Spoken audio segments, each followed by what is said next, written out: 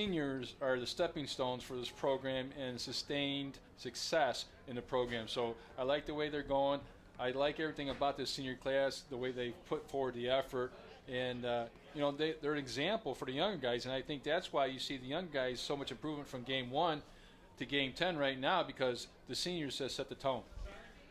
This was an interesting season for St. Francis. The way it started, the first 3 games, they were all losses, but they were separated by a couple of weeks each. They had their first game August 26th and then a week off. Then you play the #1 team in the country and then another week off. So tough schedule as far as the teams they were playing, and a tough schedule as far as the spacing between games. Once they've been able to get into a rhythm over the last couple of months, they've turned things around. They've won 3 of their last 4 games, and today there's a lot on the line. First of all, a chance at a 500 season, which is always a big deal. Secondly, even a bigger deal, there's still a chance to tie St. Xavier atop the MSFA Midwest League with a 4-1 conference record. St. Xavier would have to lose to Robert Morris as well as a St. Francis win today, but that's still on their minds right now. There's a lot to play for today. But you take a look at that, and if that should happen to fall the right way for St. Francis, that would be the second one that this senior group has had. So that would be really, really a big feather in their cap. But the thing I like, you take a look at this, I mean, it's a maturity process. You said before, hey, we opened up August 26th. We did not play a home game the month of September. We were off, on, all away games in September. So now getting a little bit of groove. And football is kind of a regimented routine sort of thing. Hey, I play Saturday at 1 o'clock, all right, off Sunday, film, blah, blah, blah, Monday, Tuesday, I know what I'm doing. So when you have that, it's kind of hard to get in a rhythm. And now you see that they're in a rhythm. They're playing their best ball of the year right now. So I like the way that this is trending. Yeah, you unfortunately cannot discount those first couple of games just because maybe the odds were against them a little bit based on the schedule. They still count in the standings, and they lost those first 3 games, but you put that behind you a little bit, and over the last couple of months, they've really shown the type of football team that they are capable of being. Again, winners of 3 of their last 4 games, and today they're going to try to make it 4 out of 5 against a Trinity International team that might be a little bit better than their 2-7 record. They've lost 3 games by 7 points or less, and they've had a very tough schedule as well. So this is not going to be an easy one today. No, it's not. But you take a look at it, and everybody says, well, it's not Division I football. True, it's not Division I football, but this conference, outside of maybe Division III and the CCIW, is one of the best small college football conferences in the country. They play, I mean, you got St. Francis of Indiana, you got St. X, always make the national playoffs. So this is a very, very physical and very, very tough and competitive small football conference. And last year when St. Francis took on Trinity International, it was a very tough game. The Saints fell behind. They worked their way back in the 4th quarter. They had a field goal to win it in the final seconds, and it was blocked. They ended up falling in that game 35-33, so maybe a little extra motivation for the Fighting Saints in that way as well. This is, I'm sure, for all of the guys who were around last year, especially those who were on the field last year, who are going to be playing in today's game as well, a little bit extra motivation to try to get some revenge on a team that was probably one of their toughest losses of the last 4 years for these seniors. Well, it was, and you think back at it as a senior, and you're walking out there, and I remember the last time I took my pads off, and I'm just like, man, it goes by in a flash. I mean, in a blink of an eye, you're like, oh, I can remember my first day starting to practice, and then all of a sudden my last game, you're like, oh, my God. And you don't realize the effect that you've had on people and that people have had on you, and you do your growing process and you figure out what you want to do with the rest of your life and how important this is. You might not know it right now, but years down the road, you say, man, that was a great time at St. Francis. We are going to meet all of the seniors on the roster in just a few moments. They're down on the track right now. We're getting a look at a few of them as they are going to be honored in just a few moments. Their parents are lined up out there as well, so they'll get to see their kids get honored, and we're going to get to that right now. So let me turn things over to the athletic director on the mic right now, Dave Laquetta, for our Senior Day presentations. Prior to the introduction of today's lineup, we'd like to introduce the 13 senior members of our football program along with their parents.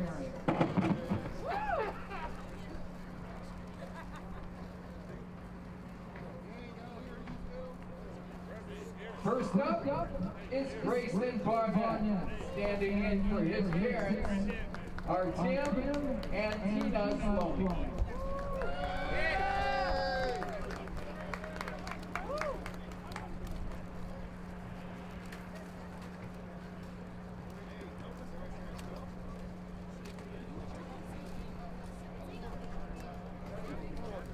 Nick Gilliam, and his father, Johnny Gilliam.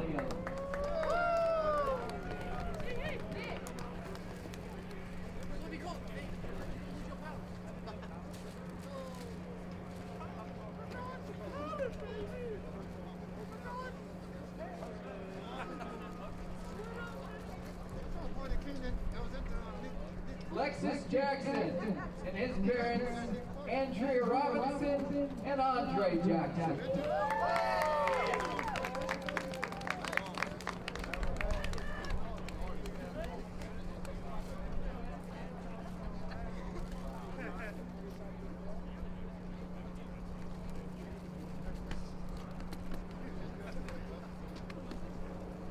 Kyle Kurgella and his parents, Kate and Mark Kurgella.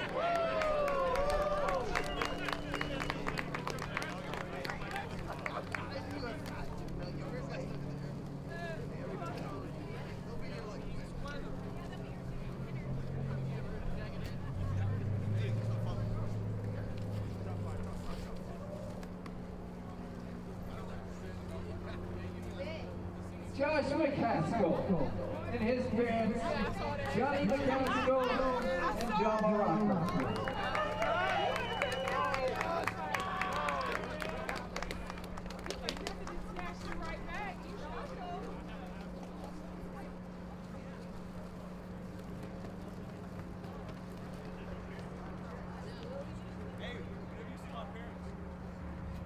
Zach Moreno and his mother, Patricia Moreno Barnett.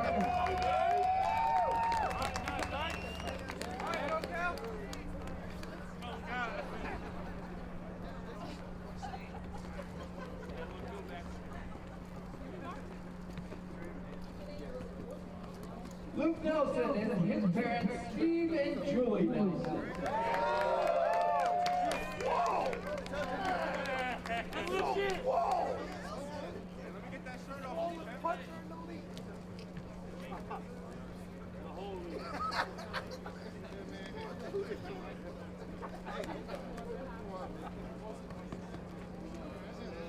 Dick Reese and his parents, Keith and Terry Reese.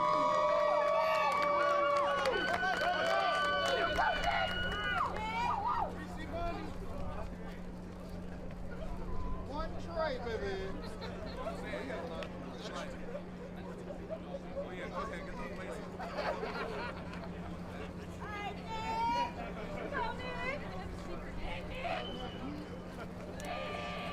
Ray Below and his parents, Paula and Eric Below.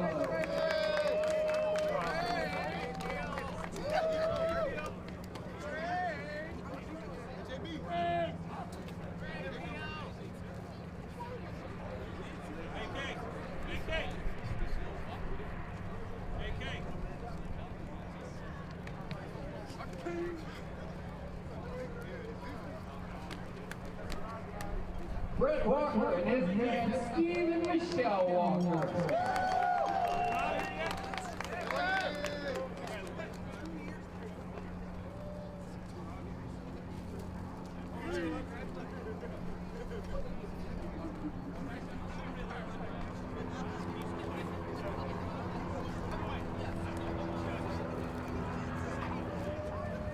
Arthur King, his mom, Carrie Lockhart, and sister Terry Johnson.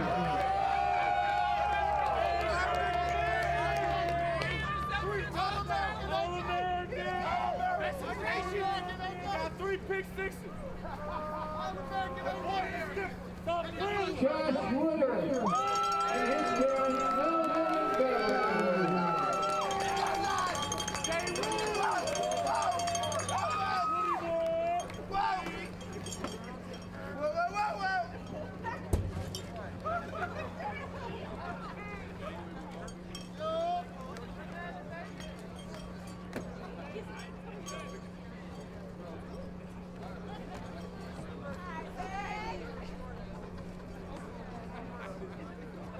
And Jarrell Williams and his parents, Sheree Jackson and Jason Williams and Angela Roberts.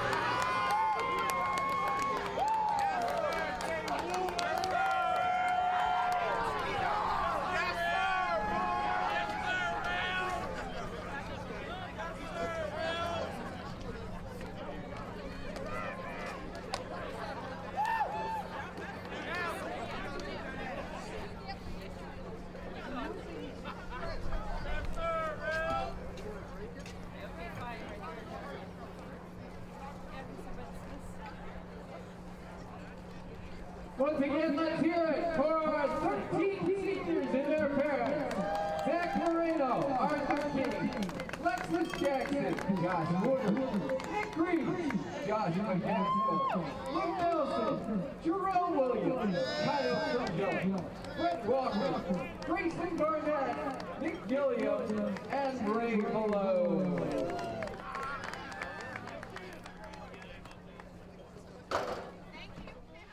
There you have the 13 seniors honored on Senior Day here, and Jarrell Williams, the newly engaged safety of the Fighting Saints, just proposed to his girlfriend. I didn't hear it, but it sounded as though she said yes.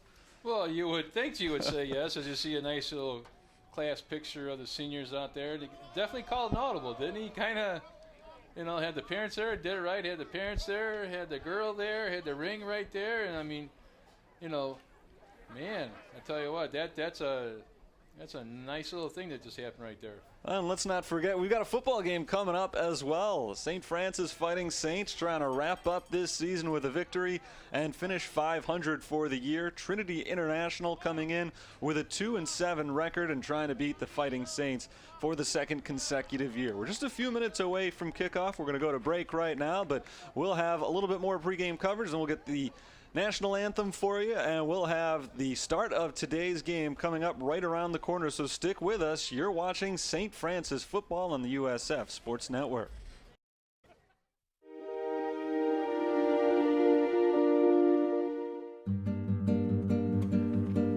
It's our conference meet, so it's kind of our biggest meet of the year. Sharon was a Lindsey Wilson runner. We'd known each other for a long time, and she is a sweetheart. She's absolutely adorable. You would never want anything bad to happen to her in a race, ever. And we were 2.5 miles into it, and Darcy and I were in second and third, and Sharon was in first. We knew that she had gone the wrong way because we could barely still see her. She was still pretty far in front of us. She still came in third place at the finish, but I came in first and Danielle came in second. Immediately, we just go, no! We both literally did this motion with our arms. We didn't want the credit for first and second because we knew that's not what it really was. Well, I'm very proud of our girls. You can't help but be proud. Anytime someone does the right thing, no matter what. In our day and age now, it's everybody out for themselves mostly. And I think it's just, we're teaching the kids the wrong thing when we do something like that. We need to teach them, yeah, you want to win. You want to be the best. You should strive to break a record. But remember, the lifestyle you live is the most important thing of all.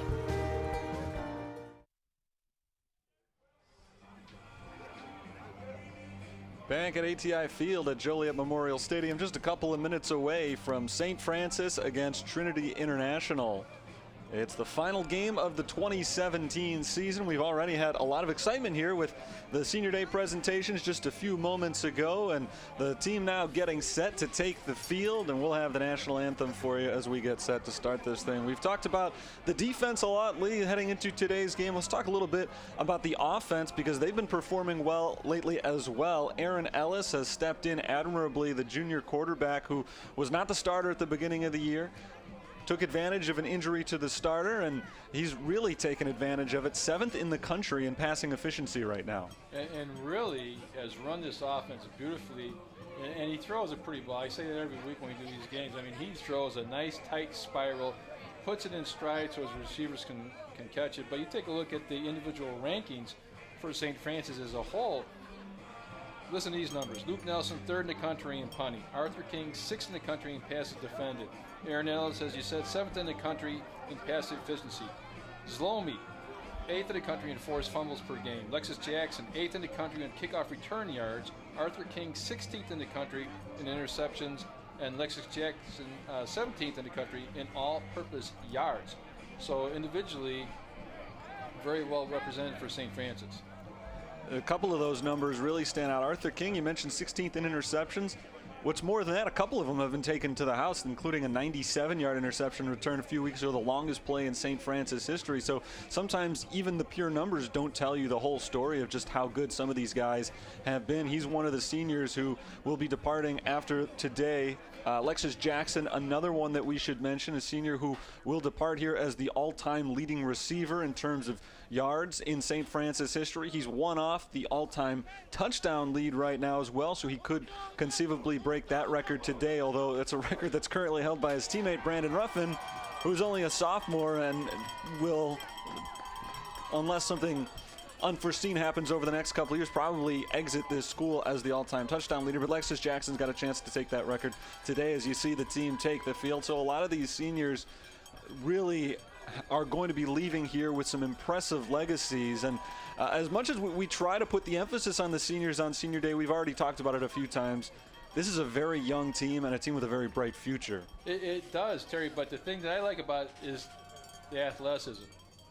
You don't make those plays unless you're an athlete. You don't take a pick six, 97 yards to the house.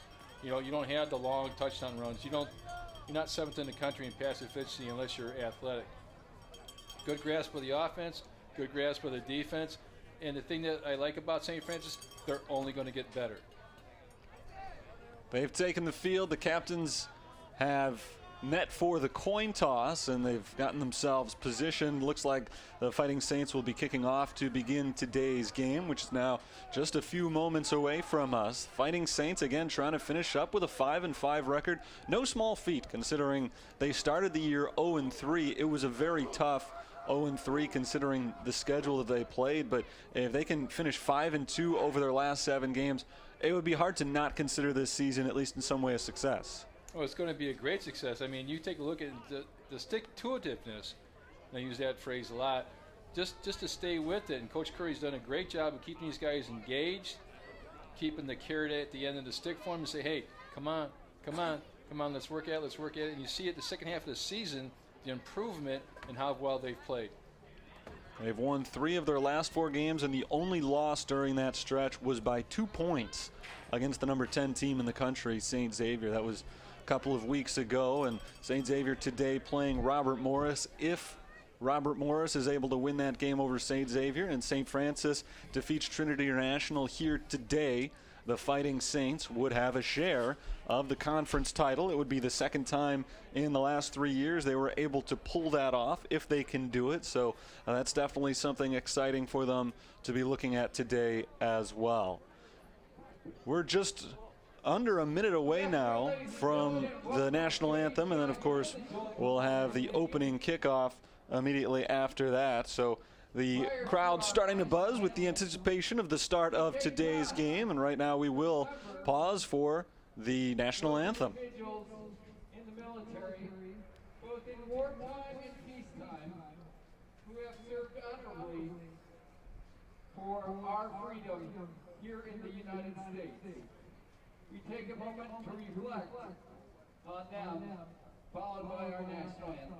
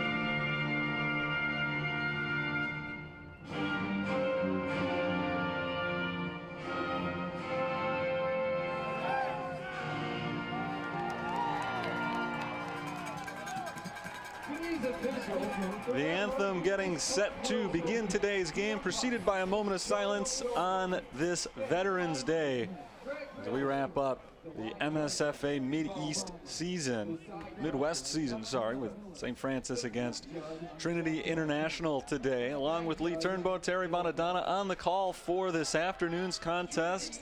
Slight breeze blowing straight north at the moment, but it is unpleasantly cold out there, so I'm not sure if this will have a huge impact on the game. It's November in Chicago, so I don't think anybody is too shocked about this one, but a little bit colder than usual with the temperatures in the low to mid 30s throughout today's game. Not much sign of sunshine coming our way either, so a little bit dreary out here today, but no rain, no snow, and not a whole lot of wind, so it shouldn't be a huge factor in the game. You got to get ready for this, Terry. I mean, look at Coach Curry. He's got the hat on. I got my November football hat on.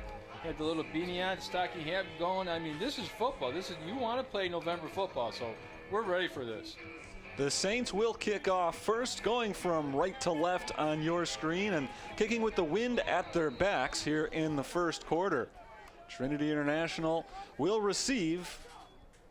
Their return men standing back at the 5-yard line. Trinity International 2-7 on the season. St. Francis 4-5. Amik Watkins and Peyton Hall are the returners for the Trojans, and there's the kick. It is received at the 10-yard line, going off to the left side and stopped just beyond the 20. Good coverage there by the St. Francis special teams, and we are underway with Trinity International taking over on offense, led by their senior quarterback, Danny Matero. The running back, Isaac Branch, 4 wide receivers across for Trinity. Brad Hargis, Nick Watasi, Chris Walcott, Caleb Kelly. The offensive line from left to right, Zach Pano, John Delgado, Matt Ferraci, Daryl Thomas, and Simon Carell. 34 degrees at opening kick today. Danny Matero in the shotgun will look to throw on first down, going over the middle. He's got his man complete for the first down, hit at midfield, but he drives his way forward to the 45-yard line. That catch made, I believe, by Amik Watkins. It was Watkins, the receiver on that play, and a big first down pickup. He got inside position on a skinny slant pattern. Nice catch. You want the receivers to catch the ball with their hands. Cold shouldn't be a problem because he got those sticky gloves. So into Saints territory on the first play. A big pickup for Matero and the Trojans. It's a handoff straight up the middle on first down this time and wrapped up right at the line. Isaac Branch without a lot of room. Second down and long coming up. And Jarrell Williams out of his safety spot comes in nice and makes that play. Makes the running back turn inside to the linebacker so the inside pursuit can get him. Give him St. Francis defense a 2nd and 9 situation. From the 44-yard line, it's Matero with Branch off to his left. It'll be a pass. Matero steps back, lobs it to the left side. He hooks up with his running back Branch, who's driven out of bounds at the 40-yard line, a pickup of about 4 yards. That's okay, because Stovall played it in front of him. Watch him. Little dump past the outside. He's going to knock him out of bounds, but what does he do? He only gives him 3-4 yards on that pickup. Jamal Stovall, starting cornerback, along with Arthur King. The safeties are Antonio Lemon and Jarrell Williams. Roger Thigpen, Cody Randa, Mason DeLong, and Steve Smock are the linebackers. And along the line, it's Luke Mander, David Charnot, and Alex Zlomi. The starting defense for St. Francis today. They're going to run to the right side. Matero breaks free of the pressure, and now he tosses it along the sideline, incomplete, off the hands of his intended receiver, Caleb Kelly, and that'll bring up 4th down. I think if Matero would have kept it, he might have been able to run for that first down. He decided to chuck it downfield off the receiver's hands. And let's see, a little sprint action. Now if he just takes it, you lose that tackle. If he just takes it right here, if he makes one move, he might get enough to get up that first down. They're going to go for it on 4th down. 4th down and 6 from the 41-yard line. Matero is going to punt. So they try the pooch kick. They get it inside the 20-yard line where Jarrell Williams makes the catches and is immediately brought down. The Saints will take over right around their own 20 as their offense comes to the field for the first time. Good defensive stand after a solid initial play for Trinity. Junior quarterback of the Fighting Saints is Aaron Ellis. He has been starting since the 5th game of the season for the Fighting Saints. He's seen action in 7 of the 10. His running back, Jordan Smith. Wide receivers, Lexus Jackson, Brandon Ruffin, Zach Moreno. With Rajon Williams, the tight end. Offensive line from left to right, Josh McCaskill, Brennan Mulrow, Jake McCreary, David Newman, and Zach Bikema. Man goes in motion from left to right on the first play, and Ellis will look to throw. Dropping back, he's going deep over the middle. He's got his man, but off his hands and incomplete. That pass intended for number 10, Lexus Jackson. If Lexus runs through that a little bit longer, maybe one step, he might be able to catch that in stride. He tries to stretch out with his hands. Let's just see, pretty good ball here. Looks like he just out in front a little bit. If he takes one more step as the safety comes over, he might have been able to catch that in stride. 2nd down and 10 for the Fighting Saints. No score with just about a minute and a half gone off the clock. The handoff up the middle goes to Smith, and Smith is wrapped up and brought down, a short gain on the play. St. Francis doesn't want to continually get in 3rd and long situations. Now it's going to be 3rd and 9. We'll see what the Trinity defense wants to do. See if they show a blitz package here. Trinity in white with the blue numbers. Saints in gold, brown pants, brown helmets, brown numbers. St. Francis 3rd down and 9 on their first offensive series of the game. Ellis back to throw on 3rd. He's got time, going deep down the sideline and off the fingertips of the intended target, Brandon Ruffin.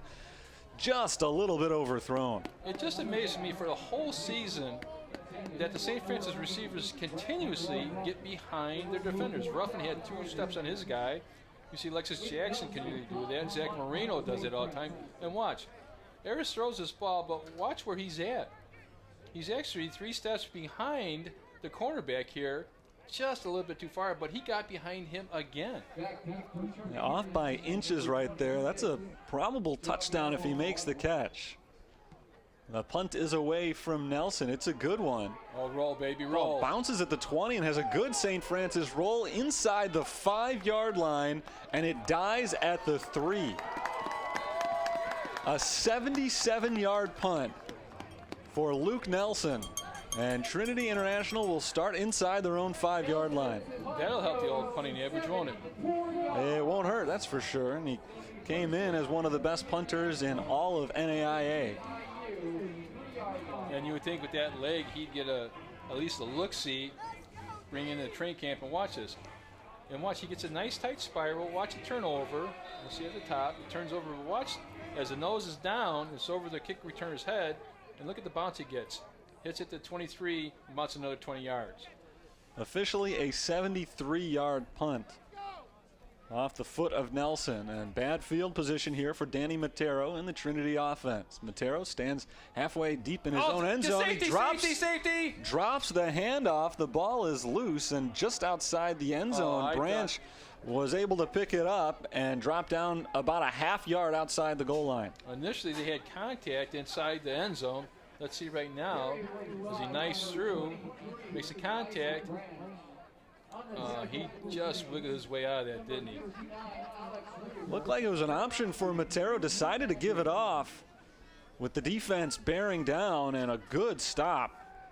Luke Mander brings down Branch just outside the goal line. So 2nd down and long from inside the 1. Matero looks to throw, gets rid of it quickly to his left. He's got his man complete to the 10-yard line, driving his way forward close to the 1st down marker, Caleb Kelly, and a good pickup on 2nd down. Be nice if the Saints D can hold him here and force him to punt against this wind. Cold out? Yeah, it's 34 degrees. I'm the quarterback. I'm not going to wear sleeves today. 3rd down and 1 for the Trojans. Dodged a bullet already, nearly a safety on 1st down as the handoff went to Isaac Branch, and Branch was just barely able to work his way out of the end zone.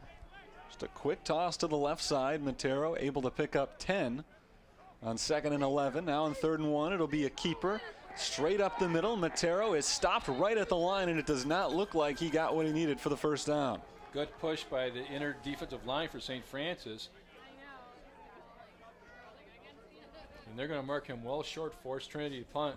Carried by number 8, Chris Walcott. I misspoke there. It was not Matero. The wide receiver, Chris Walcott, took the direct snap, and he's the one who carried it forward. Not a lot of room against the stout St. Francis defensive line, and it sets up fourth down. They will have to punt for the second time today. Just a wildcat formation, give to Walcott, and look at that, stone him right at the line of scrimmage. Good gang tackling. The punt is away this time from their actual punter, Carter Andre. Good starting field position for St. Francis as Lexus Jackson takes it to the 40-yard line. And they will begin this one in Trinity territory, all set up just a few minutes ago by that Luke Nelson 73-yard punt that pinned Trinity back, and now the Saints get to reap the benefits of the field position game. We've seen in the first series St. Francis wide receivers can get behind the secondary of Trinity. So let's see if they go for the home run ball on the first play here. From the 39-yard line, they start their second possession. They were able to manage just 1 yard of offense the first time they had the ball. Back to throw is Ellis as he rolls to his left, and now he's going to keep it himself. Gets a good block inside the 35 and wrapped up at around the 33-yard line. You are ingrained as a quarterback that once you get out, once you get past line of scrimmage, you want to slide. And Ellis was in no man's land. Watch this. Sprint left action. He gets a nice block from his running back. He cuts it inside right there, but watch. Okay, do I slide? Do I not? I'm in between. No. Son, you got to slide there. Second down and about 4 yards to go, a short 5. Ellis will throw. Pressured and knocked down. Sacked on the play by Godfrey Collins. Third down and long coming up. Pressure coming from the outside. Ellis tries to step up. Right from the edge, you see it right there. Force him to step up in the pocket right into the defensive line. Nowhere for him to go. So the Saints struggling to get into a first quarter groove offensively. 5.5 minutes gone in the first, and we have no score. 3rd and 11 for St. Francis. Ellis looking to throw. He's pressured again, steps up, and now he's going to put the ball down and run with it again and drag down from behind at about the 36-yard line. Sam Bouchard on the stop, and it'll be fourth down. Wouldn't surprise me if they decide to go for it, even though Nelson can coffin corner kick it. Again, he gets inside pressure from the D line, tries to pick it up. He's about 6-7 yards short. The offense is still on the field for now. 4th down and 7 from the 36-yard line. Ellis has the running back Michael Johnson, sophomore out of Joliet Catholic, alongside him. Back to throw. He's got time. Steps up over the middle. He's got his man for the first down. A complete pass on 4th and 7. And the Saints will move the chains as the catch made by Jalen Moore, the freshman wide receiver. Nice job of just running an all hook. 1 yard pass, a first down marker, hook inside, give the quarterback a big target to throw to, get enough for the first down. 9th catch of the year for Jalen Moore, and the Saints have their first down of the game. At the 28-yard line, they're driving. Johnson remains in as running back. And he gets his first carry of the game. Off to the right side and inside the 25-yard line before he's tripped up. Nice job pursuit by Trinity's defense, stretching that play out so Johnson had no cutback lane. Gain of 4 on the play. Second down for St. Francis, and they are inside the 25-yard line. This drive started at the Trinity 39. Ellis will throw. He's got time. Going deep over the middle. Wide open in the end zone. Caught for a touchdown. That is Lexus Jackson's 20th career touchdown catch, and the Saints take the early lead. Ellis does a great job of looking off coverage. He looked to the right, looked to the right, looked to the right, and all of a sudden, Jackson was right there over the middle, unguarded, easy pitch and catch for the score. 6-0 St. Francis. They leave the offense on, going for 2. It's a handoff up the middle, trying to drive the pile forward. Mason DeLong, and he's in. DeLong, the linebacker, gets a carry on the 2-point try, and it's 8-0 St. Francis. Just a power play, just an old-fashioned ISO lead play. Look at this. He's looking to the right, looking to the right. All of a sudden, he comes back late to the left, and he is wide open in the end zone. Lexus Jackson ties the St. Francis record with his 20th career touchdown catch, tying his teammate, Brandon Ruffin, with number 20 right there. Troy Torrance had 20 touchdown catches throughout his career as well, so there are now 3 men at 20. Jackson already the school's all-time leading receiver in terms of total yards, and now tied in terms of touchdowns as well. There you see the 2-point conversion, just an ISO power play up the middle. 6-play, 39-yard drive for St. Francis, and set up a couple of possessions earlier on a Luke Nelson punt that flipped field position, a 73-yard punt that ultimately led to the great starting field position for the Saints, and a touchdown pass from 24 yards out from Ellis to Jackson. Kickoff is away, received at the goal line. They're going to take it out. This is Watkins. So Watkins hit at the 10-yard line and knocked down right there. He fielded that ball right at the goal line, and I think he was unsure whether or not he could take a knee. I'm not sure he realized exactly where he was on the field. So he decided to take it out of the end zone, and probably not the best decision. Well, Nick Reese does a nice job. Watch this. He's in no man's land. He comes on, makes the first guy miss, but watch 25. Reese come in there and just clean this up. Boom, you're not going anywhere. Stay inside the 10. 7.5 minutes to play, first quarter. It's 8-0 St. Francis. And Trinity International gets their 3rd possession of the game. It's a screen pass to the left side. Branch lets it fall, and it will go as an incomplete pass out of the hand of Matero. I thought maybe that ball was going backwards, but it is ruled incomplete. I thought Branch saw the coverage. Watch this little swing route to his wide receiver. It goes right through his hands. Yeah, he saw guys coming. That's why he pulled his head up and dropped that ball. The whistle blew immediately to indicate incomplete pass rather than lateral, but that one was very close. It's 2nd down and 10. Hand off to Branch up the middle. He's got a hole, and he bursts his way past the 20-yard line, close to the first down marker. Stop made by Antonio Lemon. You got to squeeze that down from your outside defensive end position. Gave him a cutback lane. That play was designed to go to the outside to the left, and he cut it back to the right. Gives him enough for a first down. 10-yard pickup. Biggest running play of the day for Trinity and Isaac Branch, their junior running back. First down from the 22. Matero looks to throw.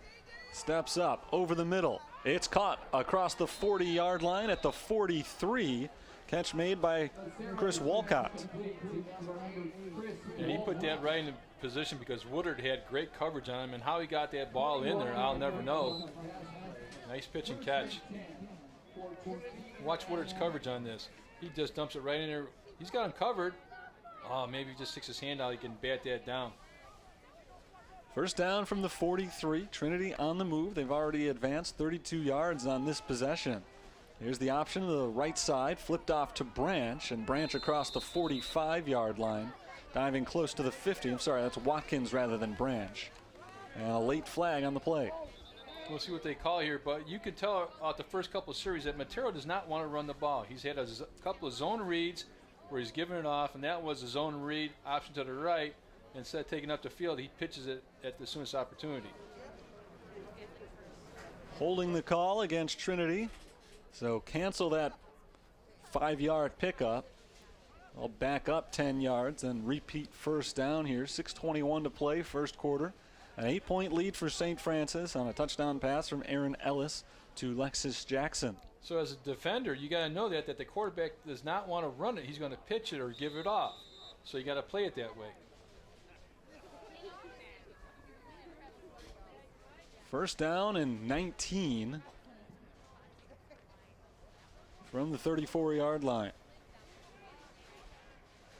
The hold took place just beyond the line of scrimmage.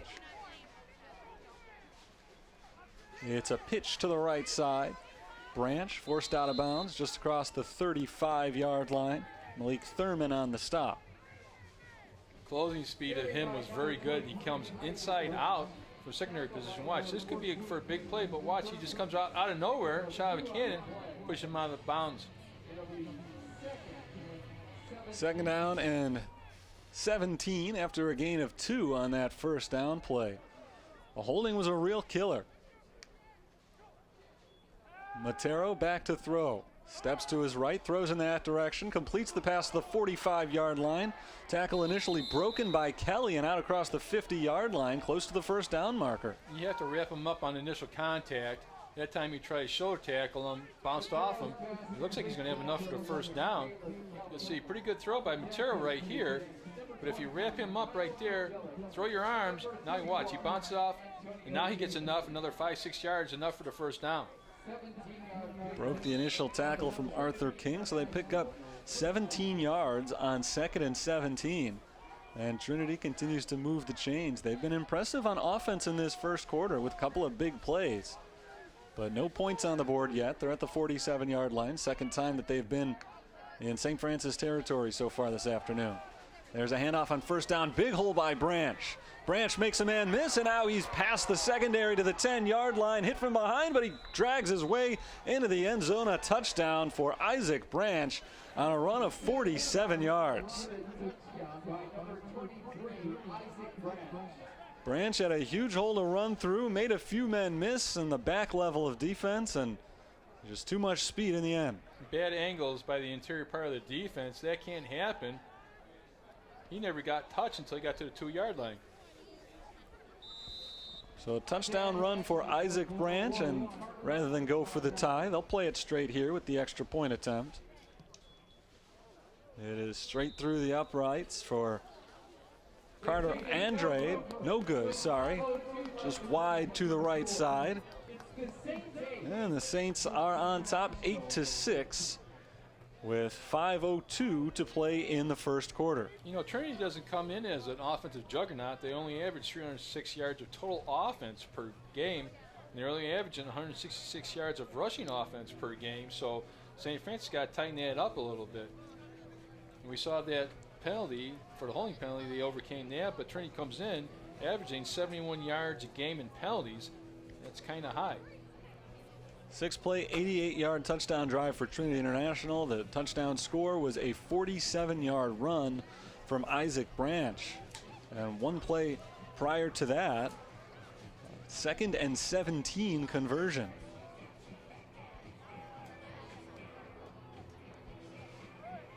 And look at that, we'll see the replay again. He gets to the second level, never gets touched again, and it's just Katie bar the door.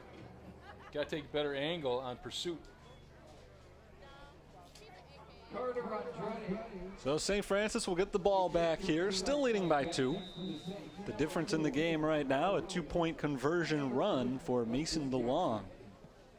Short pooch cut. Fair catch called for at the 38-yard line. And that's where the Saints will start their next possession. And that's a coaching point right there. A lot of guys won't do that. You see that short kick, and a lot of times you'll have like a tight end or a linebacker on that second line on your kick return team, but that's a well-coached play right there because he knows if he calls a fair catch, nobody can touch him. So just call a fair catch, make your catch, give your offense a good starting position. Second straight possession that the Saints have had pretty good starting field position. Last time they started from the Trinity 39. This time they're at their own 38. They were able to move the 39 yards for the touchdown last time around. Handoff on first down goes to Perry Barberin, and Barberin is able to shake off the initial contact and work his way forward to about the 45-yard line. Nice run right there for the freshman on his first carry of the game. I just like the way he runs. I know that St. Francis likes to rotate the backs. You know, they play 3-tailed backs, but watch, he's got a low center of gravity. Look at that, right there. Bounce, keep the legs driving, and get you 7 yards. Second down and 3. It's Barberin again. He's got the first down close to midfield. Perry Barberin, 2 runs for a first down for St. Francis. Already the 3rd running back to see action in the first 10 minutes of today's game. And you know he's not shy of contact. Look at that helmet. Look at all the paint off that helmet. He'll put his head down. He'll barely over. I like that. Barberin into the left of Aaron Ellis right now, who stands in the shotgun. And Ellis will throw for the first time in this drive. Lots of time going deep down the left side and incomplete, looking for Jean Pietrzak. It's nice to see him back. He's had a couple of injury dings, and to now get him back in there and gives St. Francis 3 go-to wide receivers. 2nd down and 10, 4:09 to play, first quarter. 8-6 St. Francis leads.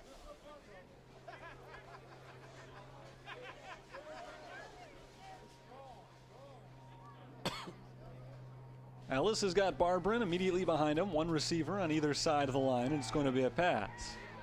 Again with time. Steps up but can't find anybody. Dumps it off to Barberin. Barberin's got some room to run across the 45 and close to the 40-yard line. A pickup of about 8 or 9 on 2nd down, and a nice little check down right there for Aaron Ellis. And it's a hard thing to do if you're the quarterback like Ellis, who likes to throw. He's got the big arm. Looking downfield, looking downfield, looking downfield. Look at the last minute. Barberin says, there's nobody covering me. Just dump it here. And it's a very hard thing for a young quarterback to do, to take the check down and dump down. 3rd down and 2. They need to get to the 40-yard line. They'll give it to Barberin. Barberin's got the first down, spins off a tackler, and gets close to the 35-yard line. A good run for Barberin as he picks up another first down. Barberin has got every yard so far on this drive, either running or receiving. As a young running back, especially on the collegiate level, you're going to have to learn to carry that ball a little bit tighter to your body. Watch, he swings it out and that ball gets away from his body. And that's a good shot for the defense to pop it out there. And as he gets older and more mature, he'll learn how to carry that ball a little higher and tighter.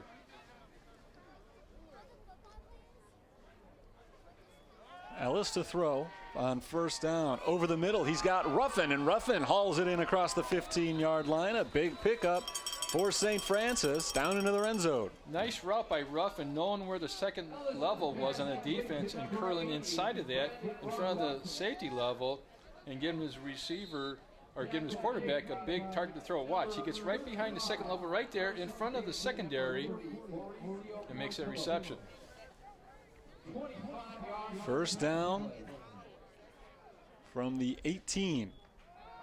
Handoff to Barberin, cuts back to the left. He is met at the line of scrimmage, trying to drive his way forward, but nowhere to go. A nice stop on the play made by Troy Donovan. Because he's built so low to the ground, it's very hard to get him physically down the ground. He's got strong legs, the big thighs, the big legs. Barberin has got 24 all-purpose yards on this drive, but nothing doing on that first down play. 2nd and 10, and Ellis will throw. Now scrambling to the left side. He's going to run with it across the 10-yard line, forces his way down to the 5, and it'll be 3rd and short. Nice run by Aaron Ellis. Good recognition because that box gets a little smaller down there. Look at, you're inside the red zone, so there's nothing open. Don't force it. Take off and get what you can get.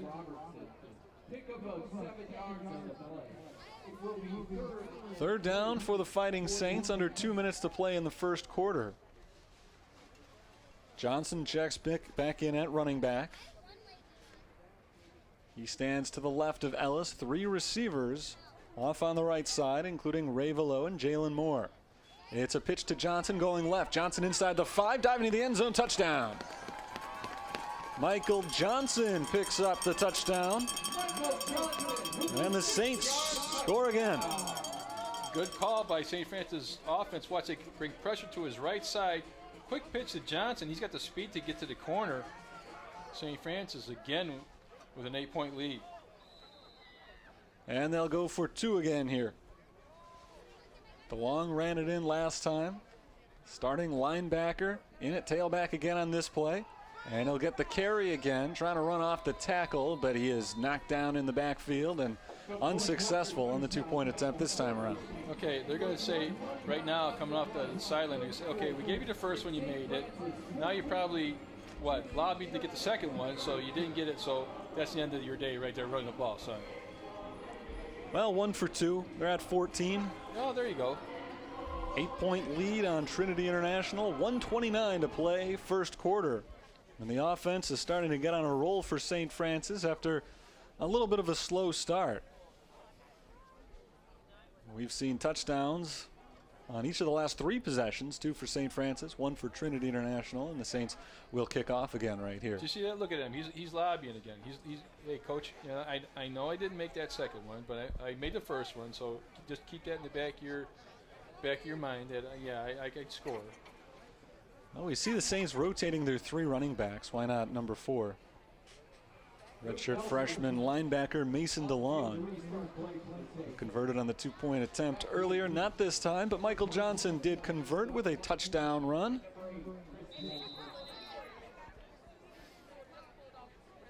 For Johnson, that's the 4th touchdown of the year. Here comes the kickoff from St. Francis. High kick received once again at the goal line by Watkins. Watkins up across the 20. There's a flag down on the play and it stopped short of the 25. That's usually in the area of holding. So if the flags are right, then Trinity will start this drive at the 5.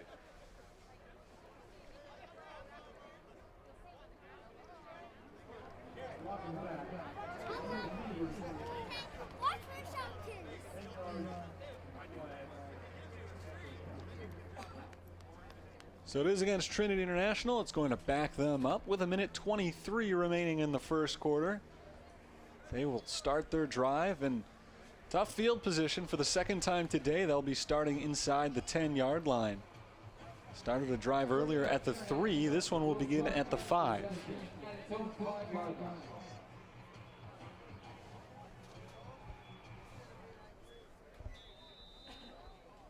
Quarterback Danny Matero back in the shotgun along with his running back Isaac Branch. Branch had the 47-yard touchdown run on the last drive. And he will get the fake this time as Matero rolls to his left side, and now he tucks it and runs across the 15-yard line, cutting it towards the sideline. He's got a first down and more across the 25. He's out of bounds. Big pickup on the first play for Matero. Does a nice job of looking. He wanted to throw this ball left all the way, rolls out. Nothing there. Now he knows he can outrun the defensive end and pick up enough for the first down. So a good scramble by Matero on first down, a 20-yard gain. First down from the 25 for Trinity, chasing 8 points here late in the first period. Their running game has been very strong early on.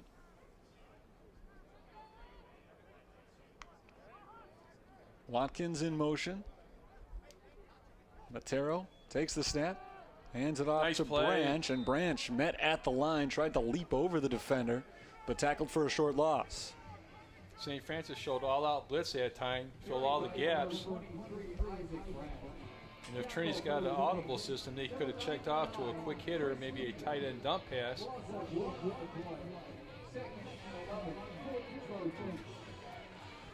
Second down and 11. 3-second difference between the game clock and the play clock, so they do have to get one more off here. It is Matero in the shotgun on second and long. Again, Watkins in motion from right to left. 2 receivers on either side. Fakes the handoff to Branch, throws it up the middle, batted in the air and picked off. Intercepted by Antonio Lemon off the deflection, and the Saints will take over at the 25-yard line. Again, St. Francis showed that all blitz look. Bring up the linebackers inside the gaps. And what we talked about last play, we talked about dump pass. They tried to do that. The ball was tipped, and Lemon comes in, swoops up, and picks it off for Saints. Watch, they show this. Tries a little dump pass right there. Ball is picked up, and look at Lemon come in there and just snatch that ball to the highest point. Luke Mander is the one who got his hand on the ball and then picked off by Lemon. His 3rd interception of the season. Intended for Walcott right over the middle. 1.8 seconds still on the clock here. And the Saints will run one play before the quarter ends. Ellis going to the end zone. He's got That's Ruffin, interference. and Ruffin hits the deck. The pass falls incomplete. Looked like his feet got tangled up right there with Jalen Robertson. No call on the play. So that's how the first quarter will end. St. Francis 14, Trinity International 6. We'll take a quick break. Back with quarter number 2 in just a moment. This is St. Francis football on the USF Sports Network.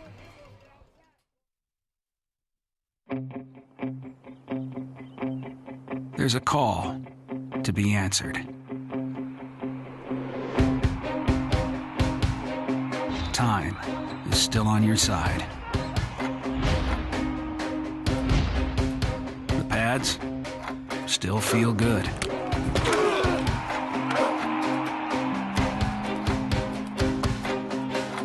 The spirit of competition is still alive inside.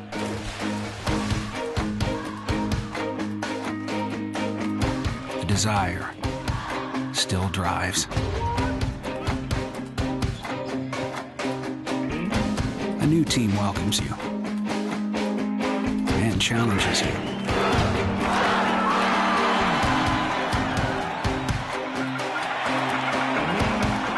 There's always room to grow.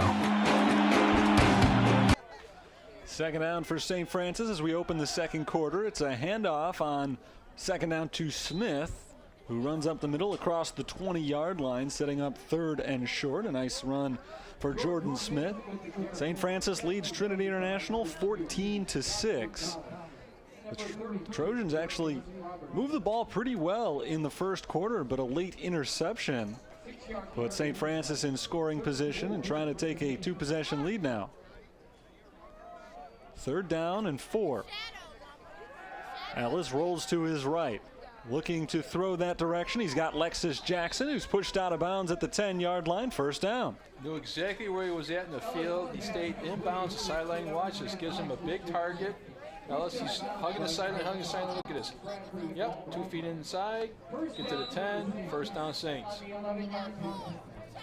They are just outside the 10-yard line, so they don't need to get to the end zone for a first down here. They can pick one up at the 1. It is first down for St. Francis, leading by 8 and looking for their third straight touchdown. Ellis hands it off to Smith. Smith cutting to the right side, bulling his way ahead to the 5-yard line and knocked down after a gain of 6 yards. I just like the way he finishes runs. He puts his shoulder down, runs people over. Watch this. The first guy makes contact, he gets through there. Watch this. You're going to try to tackle me? No. Bounce off. Get an extra 3 yards. Godfrey Collins made the tackle on the play. Second down and about 4 yards to go from the 5-yard line. Smith remains in as the running back. He stands just to the left of Aaron Ellis, who looks to his left, throwing for the back of the end zone. The ball bobbled, and it'll drop incomplete. He was looking for Jean Pietrzak. And the basketball guy almost out-rebounded the cornerback that time. Back shoulder fade, he puts it up there. Maybe another 6 inches up, he might have had it, but the cornerback makes a nice job, gets his hand up there. Watch, he stays with it, stays with it, off his helmet and out of bounds. Darius Outland made the pass break up for Trinity. Third down. Remember, they need to get to the 1-yard line for a first down, so they don't necessarily need to get to the end zone on this play. 3 receivers on the left side. Ellis back to throw, looking to his right for Jackson. It'll drop incomplete, just short of Jackson. Ellis pressured on the play by Bradley Mowbray, had to get rid of that ball quickly and a little bit underthrown. He got hit just as released it. I don't know if that caused that ball to be short. He knows he's going to get hit right there, and I think that's what caused that ball to be a little short. So they'll bring on the field goal unit here. Grayson Barnett looking to connect from 22 yards out to try to make it an 11-point St. Francis lead. Barnett's kick is on its way, and it will float through for 3 points. St. Francis on the board. They've scored on their last 3 possessions. Good stand by Trinity International, not allowing the touchdown, but the Saints do take a 2-score lead for the first time today at 17-6. I like the mix and match of the St. Francis offense here in the first period. Doing a nice job of getting the run established, hitting the big pass plays. Remember on that first drive, Terry, they had a couple of ones that they could have gone to the house, but just a little bit overthrown. So the Saints offense looks good early on. That one, though, set up by the defense. An interception by Antonio Lemon. Had the ball at the 25-yard line to start. They ended up going 21 yards on 7 plays on that drive and finishing it off with a 22-yard field goal for Barnett. Grayson Barnett hits his 4th field goal of the season. And the Saints will kick it away here.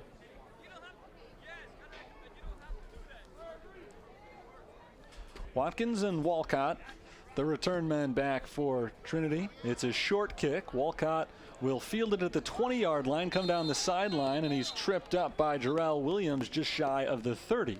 Good coverage by St. Francis. Trinity takes over once again, led by their senior quarterback, Danny Matero, through an interception on the last drive. See, they should have another stat, and watch this coverage again. Short kickoff to the sideline. Williams comes up and does a nice job of making that play, but they should have a different stat for quarterbacks. That interception was not his fault. It was tipped, so that should be a team interception, I feel, instead of like his interception. It was Luke Mander who got his hand on the ball, knocked it up in the air, and then Lemon came in from the back end and picked it off. They'll run it on first down here. Madero drops the ball, and it's picked up by Williams. Jarrell Williams recovers the fumble at the 30-yard line. The Trojans have turned it over on back-to-back plays. Hey, have a better day, huh? Engage your girlfriend, pick up a fumble. There you go. That's pretty good work for the first half. Williams, one of the seniors on the St. Francis roster, honored on senior day today. He proposed to his girlfriend before the game started, so the newly engaged safety had a big tackle on the previous play on the kickoff and now recovers the fumble here on the first play of the drive. Now, this is usually a point where St. Francis goes for the jugular. Let's see what they do here. St. Francis has forced 2 or more turnovers now for the 7th consecutive game. It's a handoff to Barberin on first down, and he's got a couple off to the right side. Second down upcoming for the Fighting Saints. Let's see. Gets pressure. He's going to keep it. Outside arm comes in, strips that ball. Number 4, giant spot. It was Nick Gilliam, another of the seniors, who forced the fumble. Poking it out with the right hand from behind Matero, who kept it on the option play. Ellis looking to throw, second down, going to the end zone. Lexus Jackson caught it. Touchdown, Saints. Lexus Jackson has his 2nd touchdown catch of the game, number 8 for the season, and number 21 in his fabulous St. Francis career. Saints have gone up by 17, pending the extra point. Too easy, Terry, wasn't it? I mean, he was wide open. Again, Ellis puts that ball right on him. 2nd touchdown catch for Jackson today, and both of them, Aaron Ellis has found the wide open target. The extra point is on its way, and that one splits the uprights. It's 24-6 in favor of St. Francis now. They've scored on 4 consecutive possessions, and the last 2 have been on short fields set up by turnovers. Now, do you think in the offseason that this stays the same, that Jackson's going to constantly remind Ruffin who's got the touchdown lead? Well, it might not last all that long, but you got to celebrate it while you've got it. Ruffin, just a sophomore, 20 career touchdown catches, which is number 2 on St. Francis's all-time list, but Lexus Jackson now number 1 with his 21st. Nice quick 2-play drive there, going 30 yards, and the majority of them on that pass from Ellis to Jackson. 12:20 to go, first half. Saints have broken this one open. They have scored 16 unanswered points. Still a long way to go in this game, but exactly what we talked about during the pregame show is what's going on right now. St. Francis's defense leading the way by forcing turnovers. What does Coach Curry always say? Turnovers and touchdowns. Turnovers and touchdowns. Saints have 3 touchdowns today. They've had 4 total scoring drives, and 3 of them have started inside Trinity territory. So the offense has been good converting, but they haven't had to move the ball all that much because their defense and special teams have set them up with such great starting field position.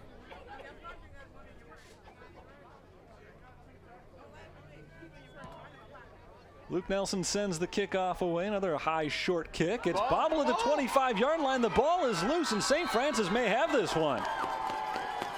They do indeed. St. Francis recovers another fumble, this time at the 22-yard line on the muffed kickoff. I think they're going to get that fumble recovery. Looks like 37. Or was it 29? We'll have to see on the replay. Well, maybe Nick Murray, number 37, was the first one to dive in there. I'm not sure if he's the one who ended up with it. See, it goes right through his hands. He's got to close his elbows, right through his hands. He oversteps. Nice hit right there, jar it loose. Let's see if that is Murray right there. Looks like 37. Credit to Malik Thurman as well. He's the one who made the initial hit. Hand off to Johnson. Johnson going to the right side. Shakes free of one tackler. The stiff arm will buy him another couple of yards. Close to the 15-yard line. A good run on first down. Now, I don't know what they have done. I'm talking about St. Francis defense, particularly, at the halfway point of the season to go on this turnover binge that they have been on here, Terry, because it's just like night and day. It's like night and day. They came in with, I think, a +7 on the year, and they were negative for the first 4 games of the season. They forced a season-high 5 last week, already at 3 today, and we're still in the second quarter. Ellis looking to throw on second down, right over the middle. He hooks up with Velo, who is tripped up after a very short gain. Pickup of about 1 yard, and it's going to be third down from the 18-yard line. But that was even a better catch because this ball was thrown low and behind Velo. And watch him reach back and make just a check down on a crossing pattern. Watch this. Low, look at how he turns around, catches that ball low, and maintains possession with that leg tackle. Third down and 5. Ellis rolls to his right. Gets a block from Johnson. He's going to use it to try to run for this thing. Inside the 15-yard line. Needed to get to the 12, and it looked like maybe just a little bit short. So it's going to be fourth down and about a yard here. It'll be an interesting decision for Joe Curry. I don't think any decision. I think you go for it the way your offense has been playing. They are going to go for it. Perry Brian Barberin has come in as the running back. Fourth down and 1. They hand it to Barberin straight up the middle. Barberin's got the first down. Pushing ahead past the 10-yard line. Perry Barberin picks up the first for the Saints, and it'll be first and goal. 10:45 to play in the first half. St. Francis already has an 18-point lead, thanks in large part to 3 forced turnovers. And in fact, they've gotten those 3 takeaways on the last 2 offensive plays for Trinity International. One coming on special teams as well. Barberin remains in as the running back just to the right of Ellis. Back to throw, looking for the end zone. Can't find anybody open. Now over the middle. It's complete, just shy of the goal line. Brought down at the 1-yard line. That catch made by Malik Roberts. And there's a busted coverage by Trinity because St. Francis had 2 wide receivers to the left side wide open, one deep in the end zone, one about at the 5-yard line. So Ellis could have went over there. Look at the top of your screen. Look at number 5. He's open, and look, he comes off of that. There's a guy open in the back of the end zone, but he decides to go for the tight end. Second out and goal from the 1-yard line. Barberin is the running back. Barberin gets the carry, bouncing to the right side, reaching across the goal line and in. Perry Barberin has his 3rd touchdown run of the year. 30-6 St. Francis. They have scored on 5 consecutive possessions here in the first half. And just rolling as the offense. The Saints have now scored, penning the extra point, 13 points since the last Trinity International play offensively.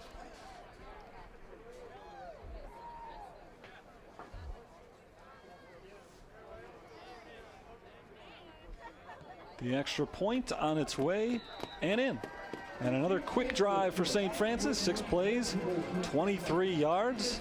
They lead 31-6 over the visiting Trojans. 9:44 to play first half. This is a well-coached team and a well-coached game because they knew they had something to play for. We talked about that a little bit in the pregame, Terry, that St. Francis, if they win, and somehow if Robert Morris being Seg X, that they could tie for the conference. So they know they have something to play for, and they've come out and proven it here so far in the first quarter and a half.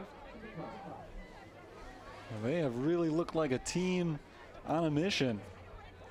Offensively, they've scored on all but one possession, and as I just said a moment ago, 14 points since the last time Trinity International has run a play. They've got an interception and 2 fumbles on their last 4 plays total, including a couple of kickoffs. They've turned the ball over on each of their last 2 offensive plays.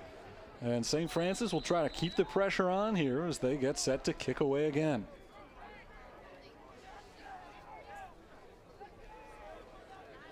Walcott, who fumbled the last kickoff, is no longer out there. It'll go to Watkins, who receives it at the 11-yard line. Watkins tripped at the 20. Good stop. That was Thurman, I believe. Malik Thurman made the tackle just across the 20-yard line. Again, good coverage by St. Francis kickoff team.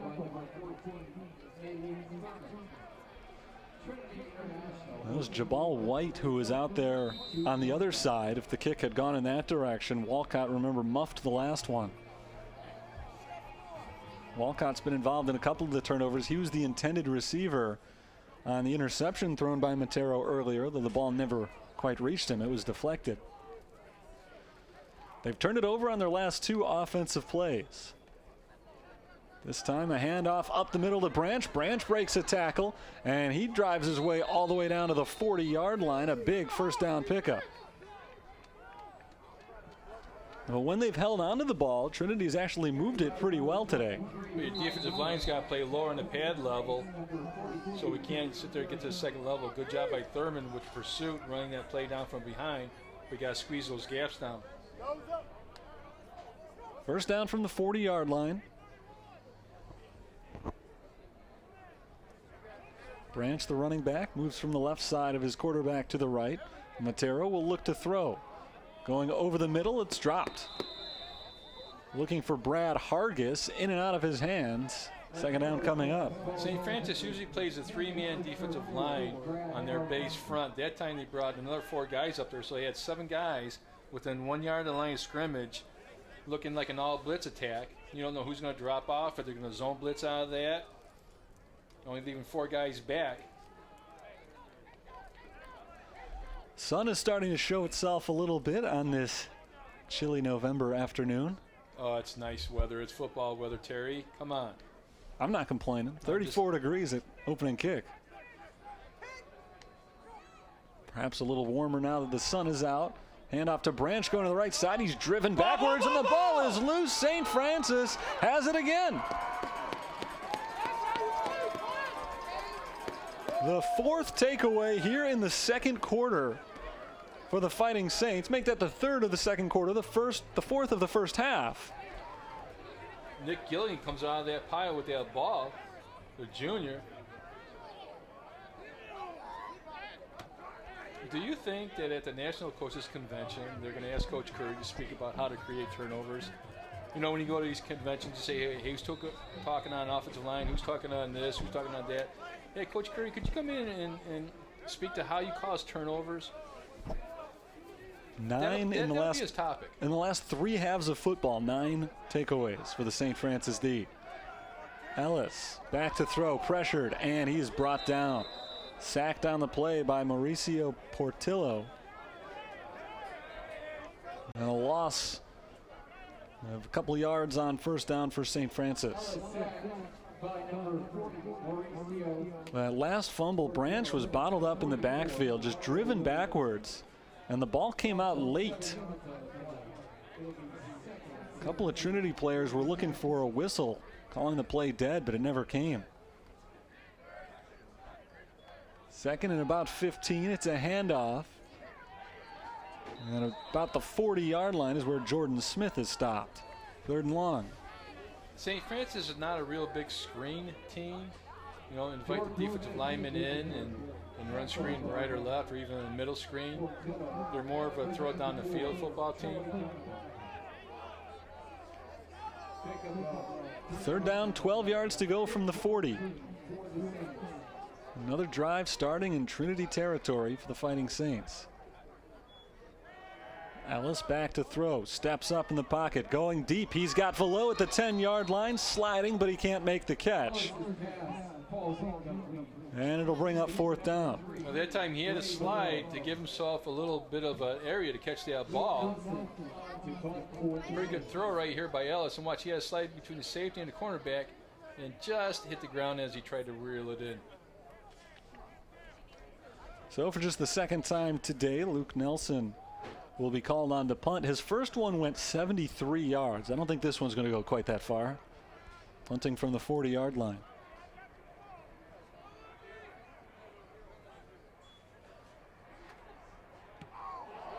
Kick is away, nearly blocked.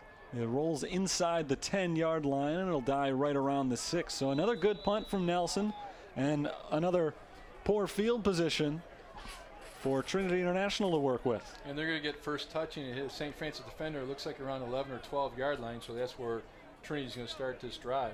A tough break for the Saints right there as it skimmed by one of the defenders as it rolled down the field. So it's still not great starting position for Trinity, but a little bit better than it could have been as they'll start at the 12. 7:38 to play in the first half. A big lead for St. Francis. They've scored 23 unanswered points, and they lead the game 31-6. It's a handoff right up the middle on 1st down and nowhere to go. No running room right there. That was White on the carry. Good job by Antonio Jameson to come in from his linebacker spot and squeeze that down. Jabal White in for Isaac Branch. I believe that was his first carry of the game. He'll remain in on 2nd down.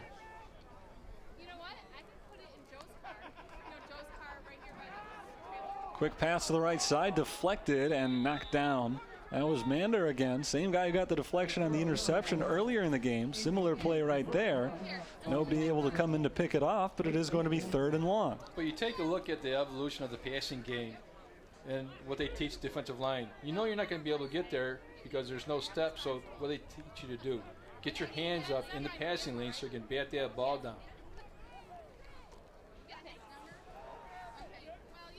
Third and long for Trinity International. They need to get to the 22-yard line. Matero pressured, rolls to his left, throws for White, nearly picked off. It is knocked away right there by Jamal Stovall. He knows it. He knows. He's like, doggone it. I had my hands on it. I read it. I should have had that one. Watch the coverage by number 6. Late. Look at Matero. He's waving his receiver. And watch. Gets inside. Get your hands on. Oh, man. He knows he should have had that. Watch. Man. Oh, man. I should have had that. And if Stovall had picked that ball off, it would have been the 5th consecutive possession that ended in a St. Francis takeaway, but they'll have to settle for the 3 and out instead. Punt is away from Carter Andrade. It'll bounce right around the 50-yard line, picked up by Lexus Jackson on the hop, and Jackson will work his way across midfield, but not a lot of room there before he's taken out by Kevon Chappelle. And you take a look, Terry, at the starting position for St. Francis drives here, especially in the second quarter. They started in plus territory. They started in Trinity International territory, caused by what? Defensive turnovers. In the second quarter, they have not run a play from their own side of the field. And that'll continue for at least one more play here, starting at the 49. 6:50 to play in the first half. 31-6, St. Francis leads.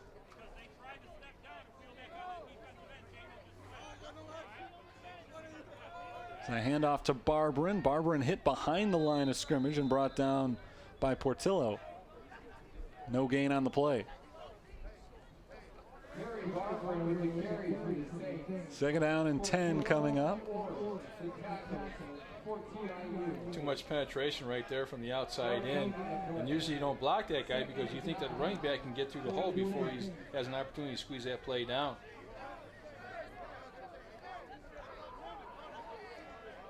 Trojans defense has stepped up on the last few possessions. They forced the Saints to punt the last time around. Saints looking to move the ball down the field here. Low snap. Ellis is able to scoop it up and toss off to the left side. Pass complete. Close to the 40-yard line. That catch was made by Jalen Moore. Third and short. Now your playbook is open. You can sit there and run play action fake if you want. You can do a sprint out option, give him a run pass option. We've seen that a couple times. Look, I think that snap was a little early. I don't think Ellis was expecting it. Third down and 4 from the 43-yard line.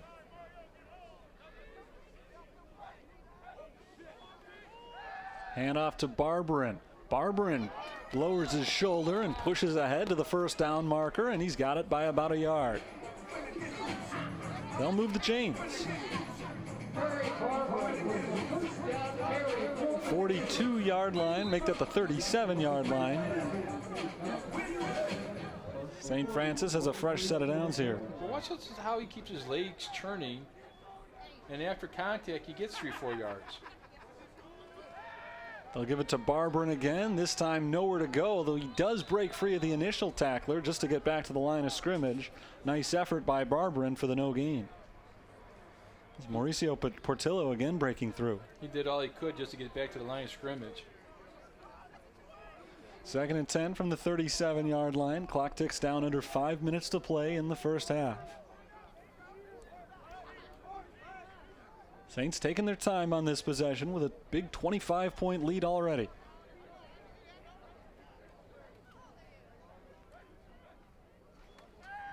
Ellis back to throw. Oh, Quick he had slant set for up. Alexis Jackson, and the pass is thrown a little bit low. Jackson can't pull it in. That time they're going to run that Notre Dame middle screen where they release offensive linemen and wide receiver sits behind them. If you would have hit him in the numbers, that would have been a big play. Off balance toss from Ellis and could not connect with Jackson, so it's third down and 10. Trinity trying to force potentially a punt for the second straight possession. Ellis drops back, steps up. He's got his man over the middle, but off the hands of Moore and incomplete. I don't know if that would have been enough for a first down, but they would have picked up enough that you'd probably see him go for it on fourth. Instead, they'll bring on the punting team. And Moore, to his credit, that ball was a little bit high, but I'm sure you ask him after the game, he says, I should have caught that one. But else got to do a better job of putting that ball so he can catch it in his stride. Watch, checks it down. Ball is just a little bit high, but that's one he should have probably brought in. So Nelson on for his third punt of the day. Each of the first two have dropped inside the 15-yard line. Line drive kick. It lands at about the 5. That's kick straight into the air. That's a great job. I'm not sure he was able to stay out of the end zone. Oh. That is toes touching that goal line. So they'll bring it out to the 20. That's a great job. You got a great kick on the punt. Bounce back up. Batted inside. Let's see how close he was on this. Good job by Nelson. I think you touched him right there. Let's see if that ball is angled.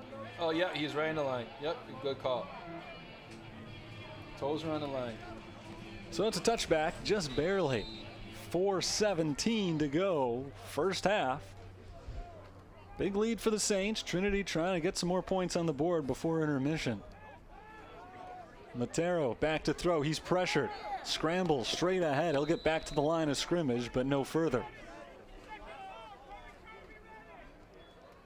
Nice job by St. Francis defense of closing that down, forcing him to step up in the pocket, and the backside pursuit gets that. Kujela can make that play. Second down for the Trojans. They have not been able to move the ball successfully throughout this second quarter.